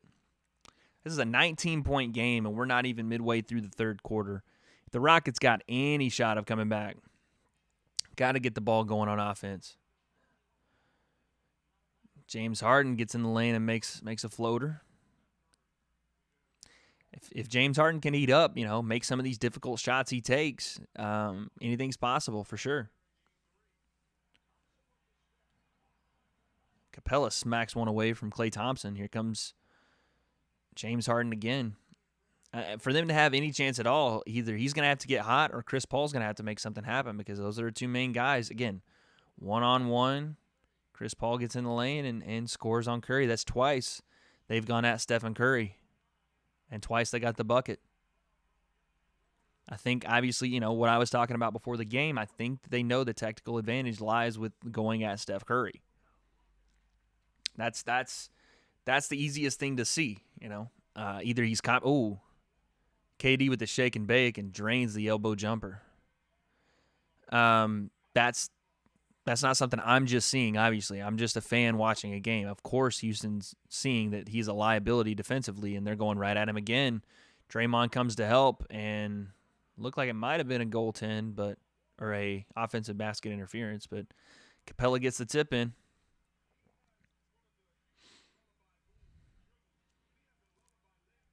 Got 4 people watching. Thank you guys so much for joining me. I appreciate it. Been off for a little bit, but the W.A.D.E concept is back, and we're trying to expand. We're watching some basketball tonight, so welcome in. Thank you. And guys, don't be afraid to type in chat. If you're in here watching, there's no problem with being a lurker, just coming in here, listening, watching the basketball game with me. But if you want to say something, if you have a question, anything, go ahead and let it fly, man. I'm here to answer your questions, and I'm here to chop it up with you guys.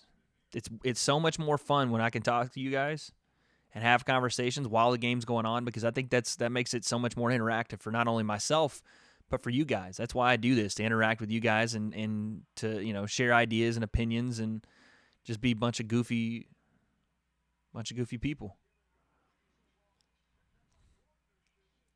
Gordon misses the elbow, or the wing 3 there. This is what I see a lot with Houston, man. It's a lot of, and I've said this time and time again, but a lot of stand around, pass to one guy, everybody else stand. They get a break right there. Turnover from Golden State. They cut it to 13, but again, 13 can jump to 26 or 30 really quickly when you're playing the Golden State Warriors. Timeout, though, from the Warriors. Obviously, Steve Kerr didn't like seeing that turnover. But yeah, man. I don't think we'll win his game 4 for Cleveland. I don't think we'll be able to watch that one because I think we'll be at work. But if we're not at work and game 4 is on, if it's Tuesday, I don't know if it is, but if it's Tuesday, we're definitely watching it. So you guys come and join me for that. And again, man, I would love to start some kind of gaming podcast to be able to figure out where, what we can find out about games and see if we can have something consistently on our schedule. I'm making a schedule right now for how many videos I want to do a week. I would think that we could do probably 3, 4. I do want to step up the production for sure, but I do want it to be some kind of live stream where I can interact with you guys. That'll be so fun for me. They just showed the Black Panther on DVD or whatever. I don't know if did you guys see Black Panther? I saw it with Kelsey when I was up visiting her. Such a good movie, man. I was in, as soon as I got back to California, I had this job that I was doing in LA, and I got to meet Michael B. Jordan, who is obviously Killmonger in Black Panther.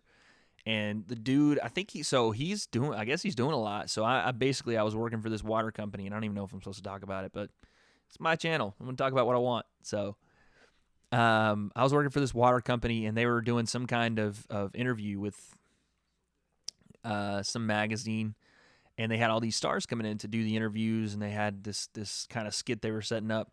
And this dude walks in, and he was jacked to the gills. I'm talking where I want to be after we have this, and I don't know if I told you guys we're having another bicep surgery, so it is what it is. But that's kind of where I want to be. He's a little bit shorter, but this dude looked like a trapezoid, like a human trapezoid, walked into the room in a suit. And I was like, oh, okay, that's Michael B. Jordan. Why is his back abnormally large? Can he even fit through the door? But he came in, and he was super cool, chatted with me for a little bit while he was waiting to go in, and I was telling him I was a big fan. I know you guys are big fans of Friday Night Lights. If you guys are my age and obviously football, like I'm a big football guy. Friday Night Lights was that series, and he played Vince Howard on the series, quarterback. And I was always a big fan, and I told him, he's like, oh yeah, man, appreciate it. I didn't bring up Black Panther because it felt like every time I've seen any of that cast in interviews and someone brings up the Black Panther, I feel like they've gotten it so many times that they just get up like super upset about it. You know what I mean? I feel like it's almost like triggering at that point for them to talk about Black Panther because it's been Black Panther for the last year and a half for them.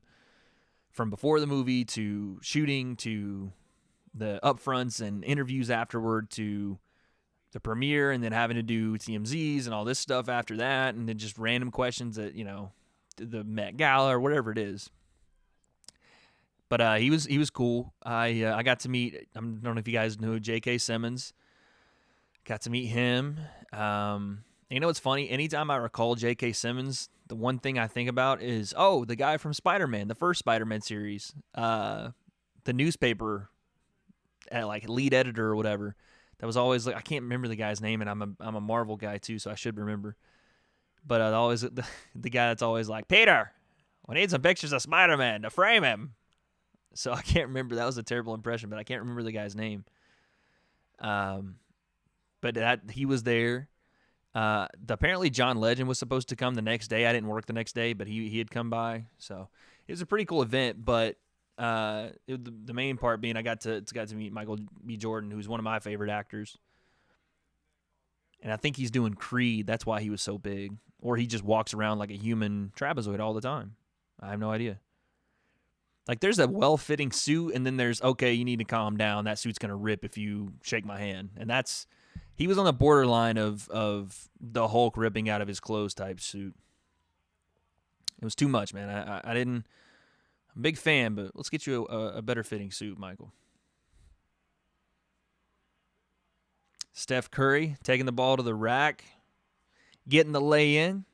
Warriors go up 15 with 6 minutes left in the third. This game needs to become more interesting very quickly, or I'm going to go off on another tangent about something that has nothing to do with this game. The reason I wanted to live stream this game is because I'm interested in watching it. It's just the Rockets aren't putting up much of a fight at all. Again, ISO basketball on the wing. Draymond locking up Chris Paul. That was a nice defensive possession right there from Draymond. But the Rockets just aren't shooting the ball well, aren't moving around with the ball. Even there, Steph with the back cut, with KD bringing the ball up the floor. Come on, son. That's crazy. Basically, your power forward leading the break and your point guard cutting to the basket. Eric Gordon knocks down the three, though. Steph Curry is starting to heat up. Those are the kind of buckets he needs. We were talking about this earlier. If he's going to become, if he's going to get out of this little funk that he's in, and it might be because of the knee injury. It might be because he's out for so long. He took a deep three. Nailed it. There it is, man. It takes 2 or 3 shots for Steph to heat up, and once he gets going, man, you might as well call the fire department because that fire is going to go for a long time. Long time. Harden off the top. See, again, one-on-one, the help's going to come if he goes to the lane. Step back's not going, man. You're not going to step back on KD. He's still going to be there. Or did you forget he's 7 feet? Rockets don't get back. Cross match and transition. James Harden falls down. Easy lay-in. Back to a 19-point game. I mean, guys, what guys? How many times do I got to say it? I don't know. It's frustrating because I want to see something. I'm with you guys. I want to see something more competitive than just the Warriors and Cavs every finals. But what do? I have no idea. Okay, so this is different. They're doing a commercial, like a 60-second commercial, because obviously timeout, but they're keeping the game on in the background. It's a little different.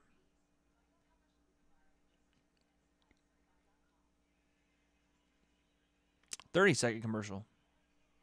And they're just going to prezo it on TNT.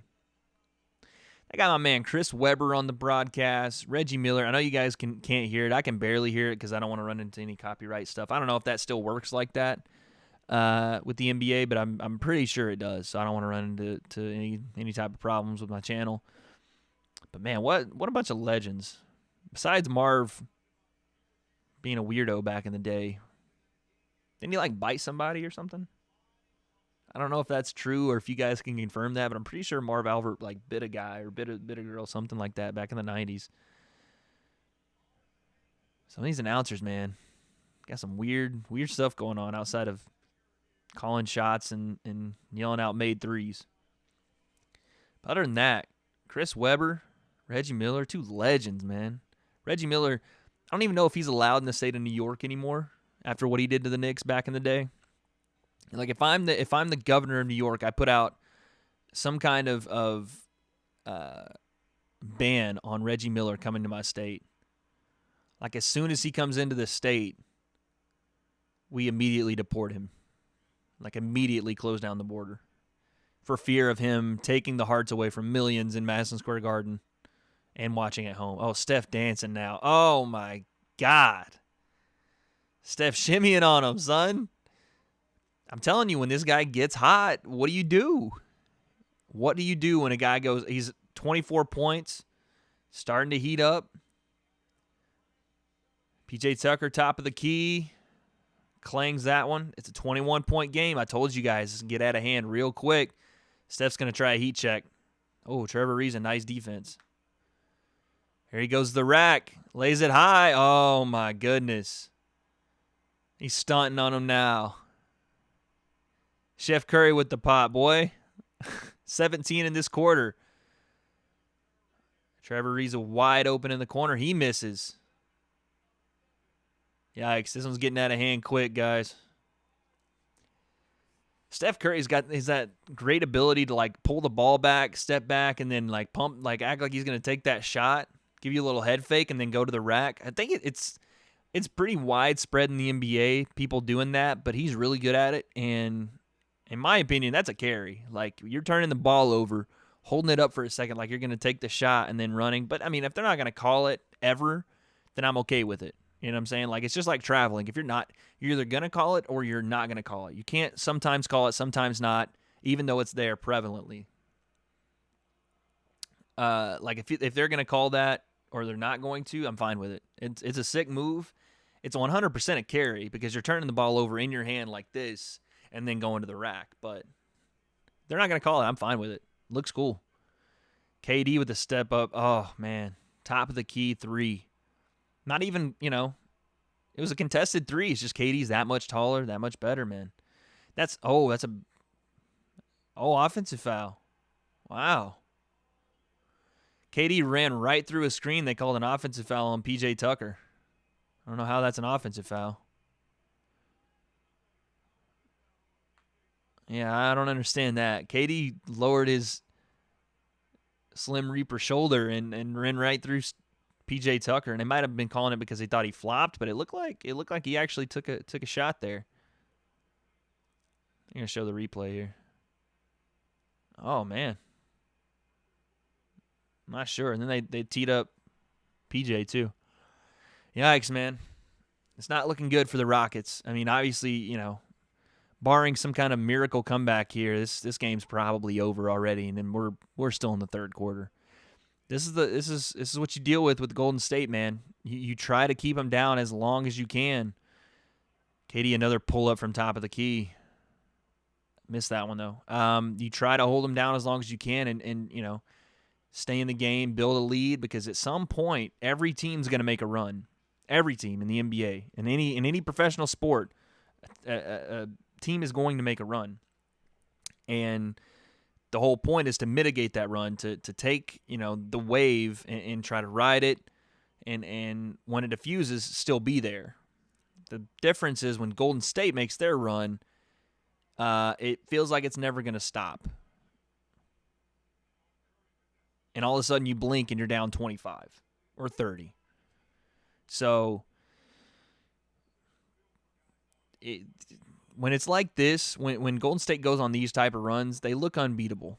Now, granted, the Rockets aren't doing themselves any favors because they're shooting quick shots in transition, quick threes, turning the ball over, no movement on offense, stagnant one-on-one ISO.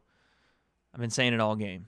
But when the Warriors are playing like this offensively, I understand the need for getting shots up quickly because you're trying to make up the deficit, but it's almost impossible to beat them when they're playing like this. Even though Durant clanged one super bad right there. Last 2 possessions, not really good shots for Golden State. I do like that Houston is pushing the ball and trying to get shots up. draw foul, stop the clock, get free buckets. I like that. I'm just wondering where the urgency was before you're down 25. Chat, can you guys let me know? Can anybody let me know where that urgency was? I have no idea. Look at JaVale McGee on the bench over there. That's my Shaqtin' a Fool voice, by the way. Young Dale Curry.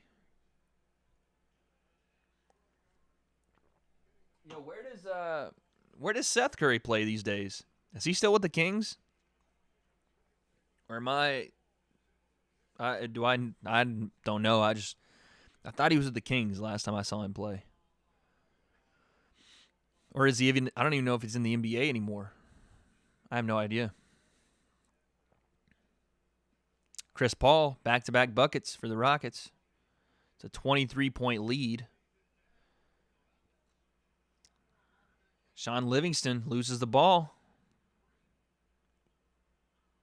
Gerald Green, he's going to take it to the rack. He loses the ball. Looked like he got hit in the face, though. No foul called, though. Golden State pushes. Gets the bucket. This back-and-forth game doesn't favor the Rockets too well. Green goes to the rack and one. I'll say this, and this has nothing to do with the game at all. The Mavs, huh? Did he get hit in the face? Oh, he got clipped in the eye, but the contact was there first with the ball. In the last minute and a half, and again, this has no bearing on the game because the Rockets are down 23. But in the last minute and a half, I've seen more from the Rockets offensively that I've liked than I've seen the entire game from them. And it hasn't been James Harden standing at the top of the key, dribbling the ball for 20 seconds. It's been them pushing the ball, even off of a make, trying to just be aggressive and get the ball into the paint.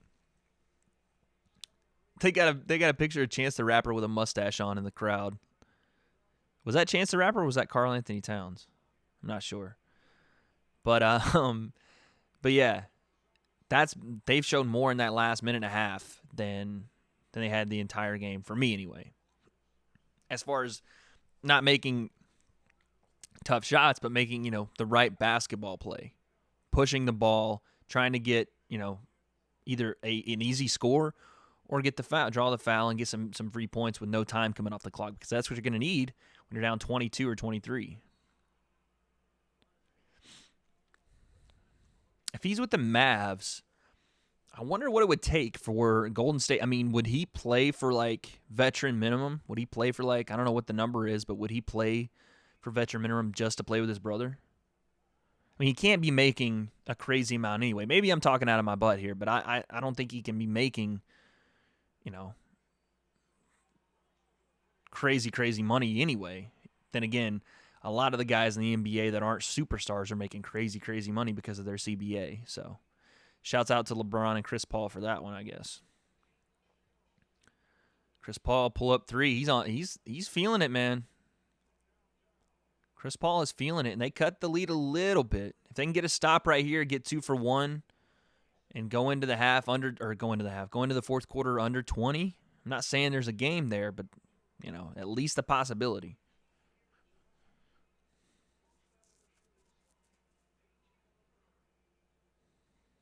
Iguodala, nice bounce pass. Is that Jordan Bell? Traveled. Is that the rookie? Yeah. Shuffled the feet. We got a travel call, guys. We got a travel call in the NBA. 5 seconds left. Chris Paul. Ooh, that would have went down.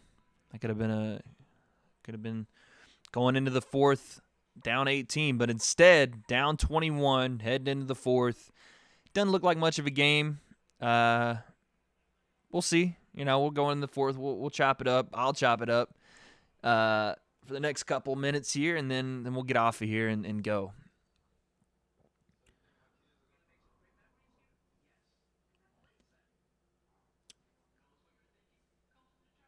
Chris Paul, Mr. State Farm these days.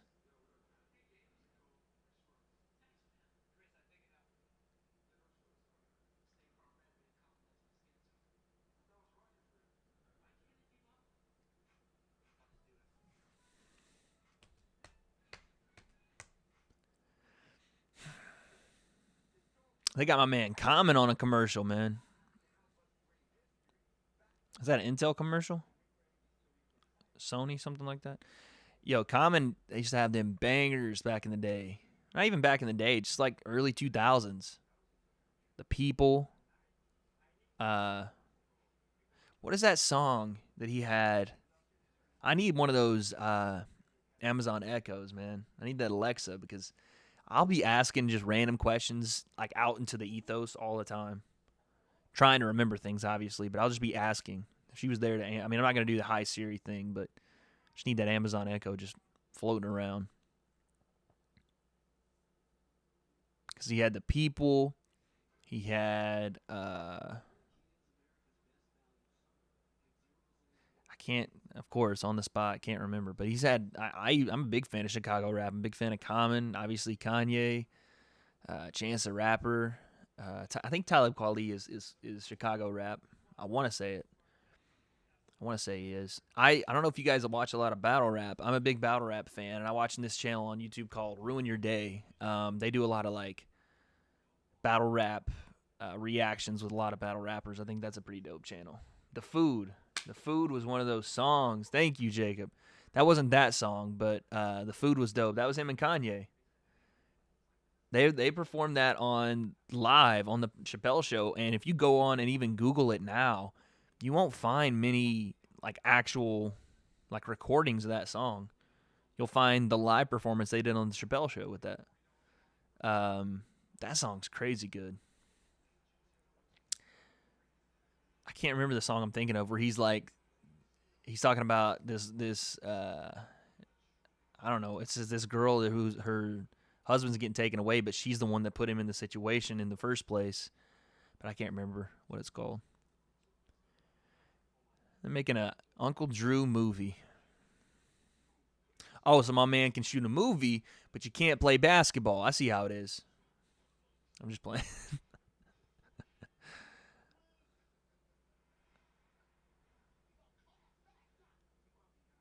They got Nate Robinson in the movie? Oh, yeah. I guess he was in one of the little excerpts they did when they first started the Uncle Drew series deal.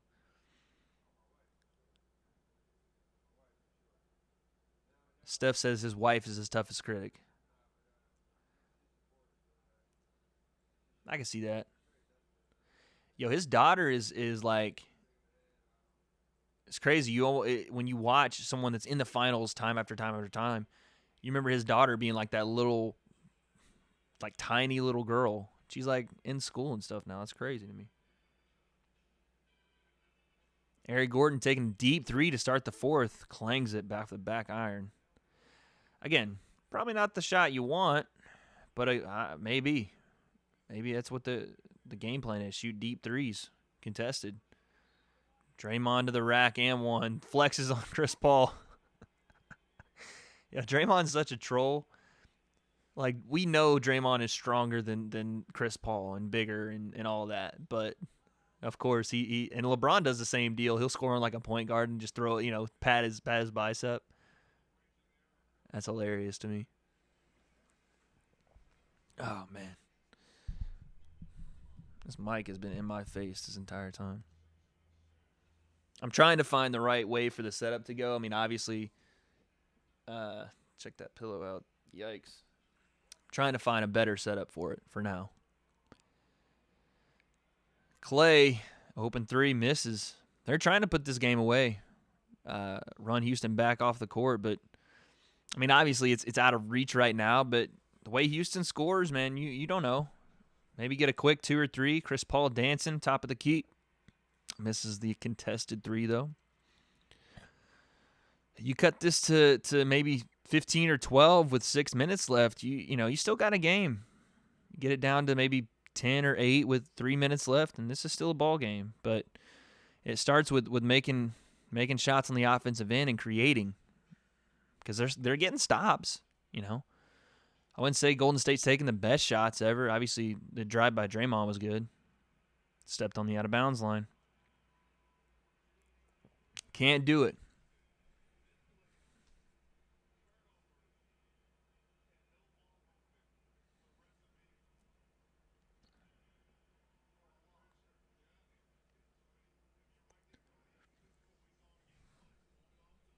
Now I can't stop thinking about Common songs and Kanye songs. I've got a list of Kanye songs.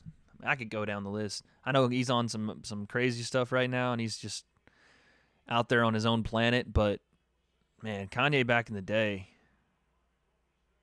had some bangers. You know what song gets slept on by Kanye? Bittersweet Poetry with him and John Mayer. I think that song's killer. Not as far as like, it's not going to have some crazy beat, and it's not like any, ridiculous rhymes on it, but it's just a good song to me.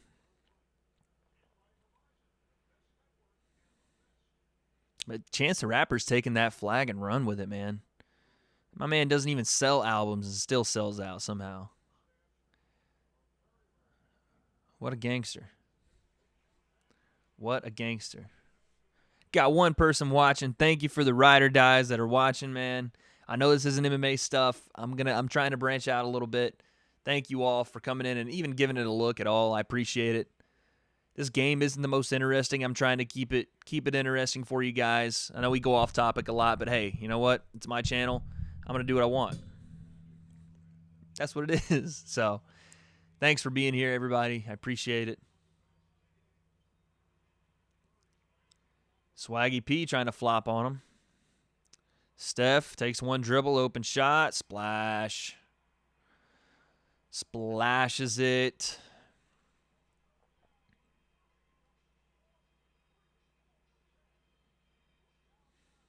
Steph's got 30. Snap, man.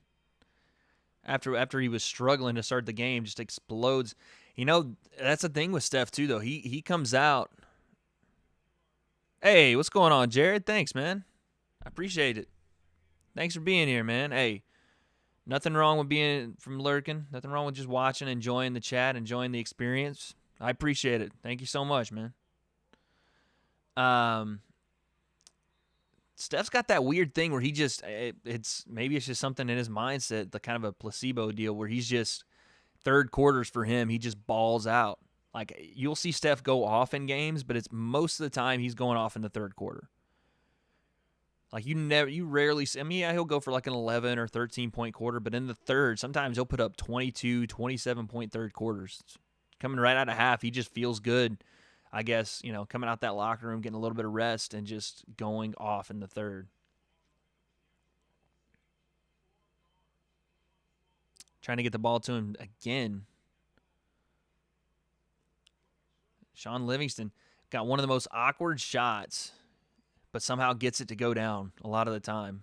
It's got like a kick, like a fish fin, like flapping around when he kicks on his shot and gets it to go down. I don't understand how. Do I think the Cavs will win their series? Jared, I don't know, man. If they, obviously, and it's always hindsight's 2020, and I can sit here and Monday morning quarterback this thing all day, but if they play like they did last night, I don't see why they can't win 4 straight. Last night, they looked like a different team. The way LeBron played in the first, Sean Livingston, nasty. Just left James Harden frozen on the three-point line. If they played like they did last night, they looked like a different team. They looked like the veteran team, and Boston wet the bed. I haven't seen Boston, younger guys play like they've been younger guys until last night, so I don't know. If Boston can come out and steal one game in Cleveland, then I could see Boston going back and finishing it in 5. If Cleveland wins tomorrow, I could see Cleveland winning in 6. It just depends on and I hate to always refer back to LeBron James and him needing help, but it does. It depends on, can guys make shots off LeBron facilitating. I think the Cavs can win in Boston because I think LeBron plays really well on the road. But it's just like what I'm talking about. His guys, his surrounding cast don't play that well on the road. But neither do the Celtics. Obviously, the Cavs have to go back and win one in Boston to win the series. I think the best chance to do that is if they do win Game 4 and they're on a 2-game winning streak headed back to Boston. I think that would be the best chance for them. Win Game 5, come home, win Game 6 in Cleveland, and win the series. It all depends on, can JR, put up shots? Can Kevin Love stay active? Can Kyle Korver maybe give you 10 or 11? And then maybe, get whether it's George Hill, whether it's Rodney Hood or Jordan Clarkson or Tristan. Can someone else get you 13 to 14? And Tristan, be active on the glass? That's the question. Because Tristan does, in my opinion, I watched game 1 and Al Horford did a pretty good job. But I watched game 2 and a little bit of game 3, and obviously game 3, the story told itself. But Tristan Thompson has Al Horford's number over the years a little bit. So it'll be interesting to see what that dynamic is, because Al Horford's the backbone of that team. And those wing guys can play all they want and go off. But if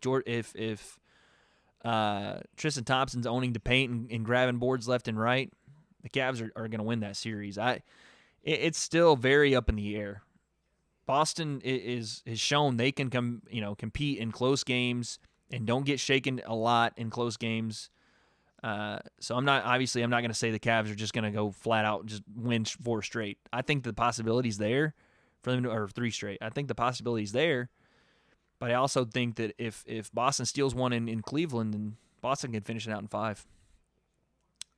But I think the Cavs, if I was going to put money on it today, gun to my head, I think the Cavs win in 6 or 7. Just because of the Boston might have the better team. I don't know, man, because the team that LeBron James is on is most likely the better team, bottom line. Boston plays better together. They don't have a lot of cold spurts, and the Cavs are prone to that. You thought Cleveland should have been out in the first round? Man, they were close, weren't they? Indiana, another team in the East that's coming along. That's going to be another team to reckon with for a long, long time if they can add a couple of pieces and help out Oladipo and then Miles Turner in the middle. Both those guys. People don't realize Miles Turner's still 21 years old. Isn't that nuts? The guy's been playing basketball in the NBA, I think, 2 or 3 years. He's 21 or 22 years old.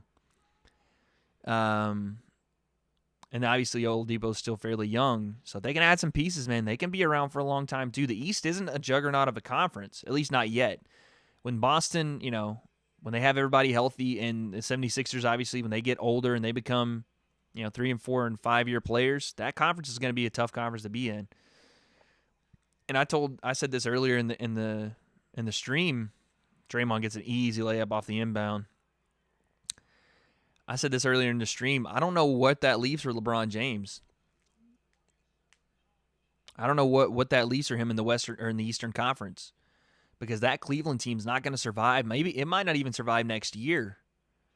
So I don't know. Ooh, Iguodala looked like he got rolled up on right there.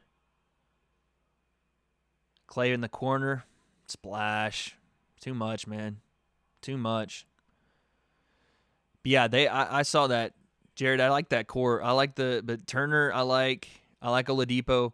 I think Lance Stevenson can be. I think he plays better for whatever reason when they play LeBron. I think he just has an added, kind of grit to him when he plays against LeBron. But other than that, sometimes Lance Stevenson becomes a liability, man. I don't like the fact that Lance Stevenson sometimes can, play too eccentric and play very careless and almost cost his team possessions because of it.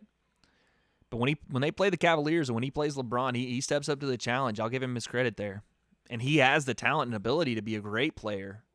It's just for whatever reason sometimes he doesn't.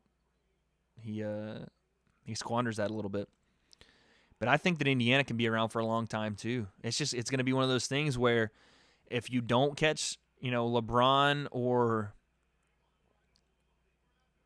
if you don't, something's going on. We got a little scuffle on the court here. I think Trevor Ariza fell and Draymond kind of was there, just a little pushing and shoving. Nothing big. I think Ariza didn't appreciate that Draymond was just in his face touching him. But no big deal. Kelsey's here, guys.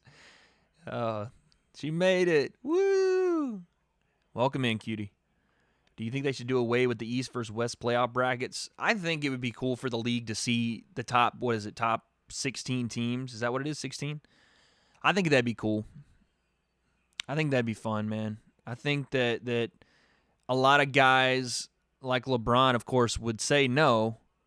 They don't want that because some of LeBron's teams might be put out in the first round.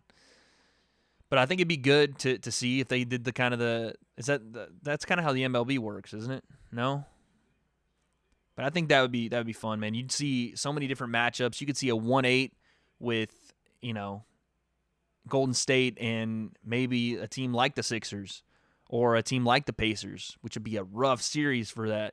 For even a 1 seed. You could see like a 3-6 with like a Rockets and a Celtics team. How cool would that be? Or I guess you would have to have I don't know how you'd have to do it, but it would be interesting. Yeah, it would be fun, man.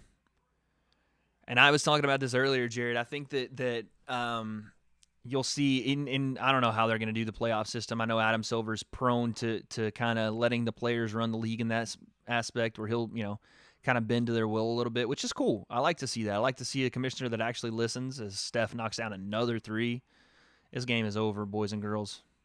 But I think in the East you've got a rivalry brewing with that Celtics and Sixers team that could be around for ages, man. You could see that rivalry go on for the next 7 and 8 years. And in the West, Golden State's going to be around. It's just going to be who can. Is it going to be the Rockets that stays around? I don't know. Chris Paul's getting a little older, but who can compete with this Golden State team coming up? I know.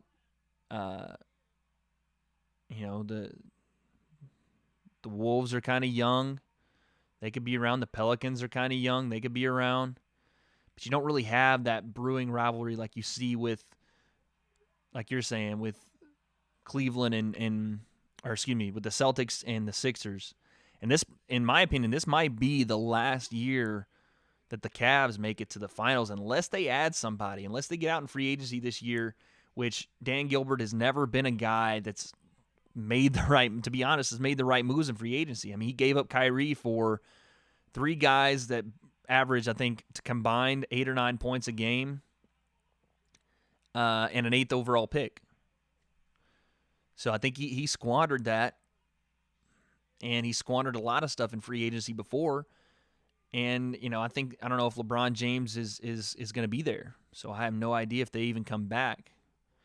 But if you're LeBron James, where do you go? You don't want to have that KD legacy, I don't think. I mean, he went to Miami, so maybe he doesn't care.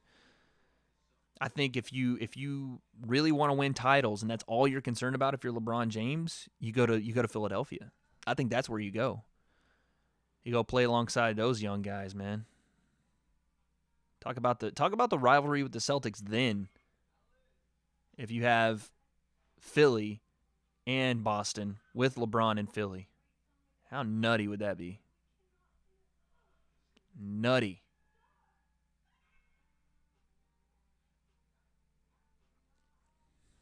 Three people watching the chat. We're going to wrap it up soon, guys. I promise. I don't mean to take up your guys' time. I thank you for being here, man. Jared, thank you so much. Kelsey, obviously. You hope George, Melo, and Leonard head to the East. That would balance out the conference a little bit, I think. It would make the East more competitive. To be honest, I don't know what Carmelo Anthony brings to the NBA anymore. Because he's refusing to be a bench guy. He's refusing to play. He's refusing to come off the bench. And as a starter, what does he bring to a team other than his ability to make shots? I mean, because one-on-one, he's a great scorer. He's always been a great scorer. But even now, his scoring is not on the level it was in when he first came to New York and when he was in Denver. Of course not. But he's never been a multi-dimensional player to begin with, especially defensively. He's never been a great defender. He's never been a great off-the-ball player. Catch and shoot, ISO, great.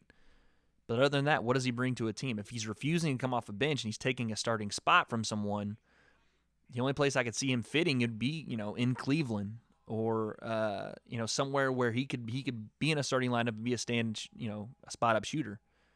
It'd be cool to see him play with LeBron. I think LeBron would add some longevity to his career. Kawhi Leonard, wherever he goes, if he leaves San Antonio, which it looks like he might, I think that would be a regardless if he leaves or if they trade him, wherever he goes, if he stays with San Antonio, if he goes to the East, whatever team gets him, if he can get along with their coach and their organization, that guy's a superstar, man. Flat out superstar. The only guy I've ever seen guard LeBron and give LeBron fits is Kawhi Leonard. Melo's leadership isn't there. He's not in the league to win. Yeah, it doesn't look like that Carmelo Anthony is even trying to pursue greatness anymore as far as, the top tier guys. Like, he came in that 03 class with Dwayne Wade, with LeBron James, guys that, by themselves were iconic, and he was supposed to be the best player out of the three coming out. LeBron had a lot of question marks around him because he was coming out of high school. Dwayne Wade was mostly, a slasher and defender coming out of college, and you saw his actual raw talents as he got with the Heat. But Carmelo Anthony has never been a guy that looked like he wanted to sacrifice to win a championship. And when it came to OKC, you're like, okay, finally, he's sacrificing to become a champion. But then again, you see, reports coming out of there. He's not easy to deal with. He doesn't want to come off the bench. He doesn't want to be, all those sacrifices that you have to make sometimes to win a championship, he's not willing to do. So I'm with you, Jared. It doesn't look like he's been playing to win a championship for a long time. It looks like he's been playing for contract money, and, if the championship happens to come and if the right players happen to come, then he's there. But I don't think I don't think he loses too much sleep at night without his pursuit of championships like the greats do. But yeah, that 03 draft was legendary. They're going to look back on this this last year's draft, and, depending on how Donovan Mitchell and some of these other rookies turn out, and even the year before, you're going to see some of these guys be talked about as some of the greats for a long time. Some people are putting Ben Simmons in the top 10 players in the league right now. I don't know if I'd go that far yet, just because of what we saw in the playoffs with his struggles as a rookie. Again, he's a second-year guy because he got hurt, but he's still, as far as playing time goes, a rookie. So, God, give that guy a couple of years, man. Whew. What are my thoughts on the LeBron-MJ debate? I talked about it a little bit earlier. Here's the thing I don't like, and I'll tell you exactly what I think. LeBron James is the best player I've ever seen play live. I never got to see MJ. I wasn't old enough to really appreciate. I mean, I was 6 or 7 when he was in that 96, 97, 98. That last run he had. So I didn't get to see MJ play in his prime. And I didn't get to appreciate it because I was such a youngster. But my parents watched, and I always hear the debate, and Jordan's the greatest, hands down, hands down. This is what I don't like about the debate. Whether you're on the LeBron side or the MJ side, it feels like every time you debate someone, it's just you're talking to. I basically could talk to it's like me talking to this wall in front of me. Like, no one's changing their mind. No one's discussing opinions. No one's giving up an inch on either side on who's the better player. And it's always because, Michael's the best, hands down. He's the GOAT, 6-0 in the finals. That's just it. No, there's no way, nothing. Like, there's no leeway for anything. And on LeBron's side, Michael couldn't get there without Scottie. And Michael couldn't get through the bad boy Pistons. He couldn't get through Magic when he was in his prime. Couldn't get through Bird when he was in his prime. He had to wait for everyone to get old. Like, there's these little caveats to every argument, but no one wants to say they're wrong. No one wants to give an inch of ground for fear of being proven wrong, right? And so my opinion on the debate is, I think up until this point, Michael Jordan has been the best basketball player of all time. I think LeBron James is by far, in my opinion, the second best basketball player of all time. Not only because of the statistics he puts up, but the way he affects a game by using those statistics. James Harden can put up a triple-double, and it might not mean as much as a LeBron James triple-double. Just because of the way he, like I said, controls the game on offense. As a timely defender. I won't say he's a great defender. He's a great defender in moments, right? He can guard 1 through 5, but there are times when LeBron takes off and just doesn't defend. And so, there's knocks on his game. There's knocks on MJ's game. MJ wasn't the best passer. Was a selfish scorer. Needed help and got help. LeBron James sometimes doesn't have the help that MJ did at certain times. But he goes to Miami, has great help, wins championships. The reason I'll say LeBron, I'll say if LeBron is ever going to surpass or even be in that conversation to say, okay, let's have an actual conversation, and here are the facts behind why we can. He would have to beat. I think he would have to beat Golden State if he ends up in the finals. He would have to beat this Golden State team he would played against, and possibly win one more. That would for me say, okay, there's a definitive answer. You can actually say LeBron's the greatest of all time. He says, I grew up in the Kobe era. No question he was better than LBJ. No question Kobe's better than LBJ. I don't know. I don't know if Kobe is better than LBJ. I think that LeBron is a better basketball player all around than Kobe. In both of their primes, I think LeBron is the better basketball player. I think Kobe is the better scorer as far as a pure knack for scoring the basketball in different facets. LeBron will, if you go by numbers and by averages, which I don't like doing all the time, but LeBron is, the more prolific scorer and better percentage scorer and even better three-point shooter. But if I need a bucket and, I need it in a different variety of ways, I'm going with Kobe because Kobe can pull up and hit the elbow jumper. He can work low post game, hit the fadeaway, use his pump fakes, get to the rim, create contact, and sometimes make damn near impossible shots. LeBron James is a locomotive. No one in the NBA can stop that man when he has a full head of steam coming down the middle of the court. It doesn't happen. You don't see it ever happen. The only guy, like I said, that has given LeBron fits is a guy similarly built to him in Kawhi Leonard, who is, 6'8" or so, a wider reach than LeBron has, and just a nasty defender. Doesn't give you anything. Doesn't give you ground ever. No running starts, no any of that. It's the only person I've ever seen contain LeBron and actually do an efficient job of shutting him down. To the most part. You can't really shut a guy like LeBron down because his game isn't just scoring. His facilitating and the threat of him scoring and then facilitating is so much that it's hard to shut him down completely. But I would say if I were going to rank, it would be Michael Jordan, it would be LeBron James, and then I would think the third best basketball player of all time would probably be Magic Johnson, or, it's always a slash. Magic Johnson, Kareem, Bill Russell. It's hard to bring big men into the conversation because they were so dominant back in the day when, it was a big men-led game. But Magic Johnson would definitely be there. That's what I got to say. But I'm always open to talking about it. I hate that people just shut down the conversation and be like, bro, are you dumb? Like, MJ, 6-0 in the finals. What are you talking? Like, that stuff's not productive. That's not fun to talk about. Like, sports are supposed to be about debate. And even if you disagree, you can disagree till the cows come home, but it's fun to be able to at least acknowledge that the other person has a point, or if they don't, to be able to tell them why they don't. Not just go, no, 6-0, 6-0. It's like, that's 6-3-5, bro. Okay.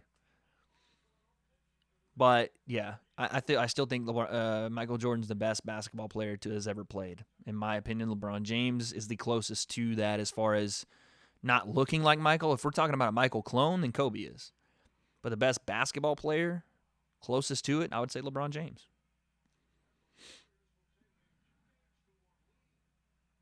I don't know who's next, though. There's a lot of guys coming up next. I know, 40, son. That's why I haven't talked about the game since it got to about 30. I was like, nah, we'll stop talking about it now because that's ridiculous. A 40-point win in the Western Conference Finals. Like, what is this? I mean, Golden State got on a hot streak, but did Houston come out and give any effort at all on offense tonight? No. It was a lot of, all right, we'll throw one shot up. Hopefully Clint Capella can get us an offensive rebound and kick it back out, and we'll jog back on defense and give up transition points and lead to three-pointers in transition. That's what it was tonight. Most NBA caliber players go to the NFL, so LeBron is an easier go than... True. The thing about the 1980s and 90s, in my opinion, and this is just my opinion, the athleticism that you see in today's basketball was not there in the 80s and 90s. For the most part. Obviously, guys like Clyde Drexler, Dominique, Michael Jordan, guys like that were around, But you don't see guys like Kevin Durant. Was there a Kevin Durant anywhere in the 1980s and 90s? If someone says dead left shrimp, I'm turning off. I'm going to turn off the stream anyway, but if someone says dead left shrimp, I'm never streaming again. But no, it's just like the game is so different. Hand checking was allowed, back in the 80s and 90s, and so guys could get a lot more physical. I think LeBron, physical, if he grew up in the era of physicality, his body is able to handle physical contact. I think that a lot of people go, well, LeBron's such a wimp and he gets fouled and he lays there on the floor, and so he couldn't play in the 80s and 90s. I think LeBron is a great actor. I think LeBron is a great swayer of officials.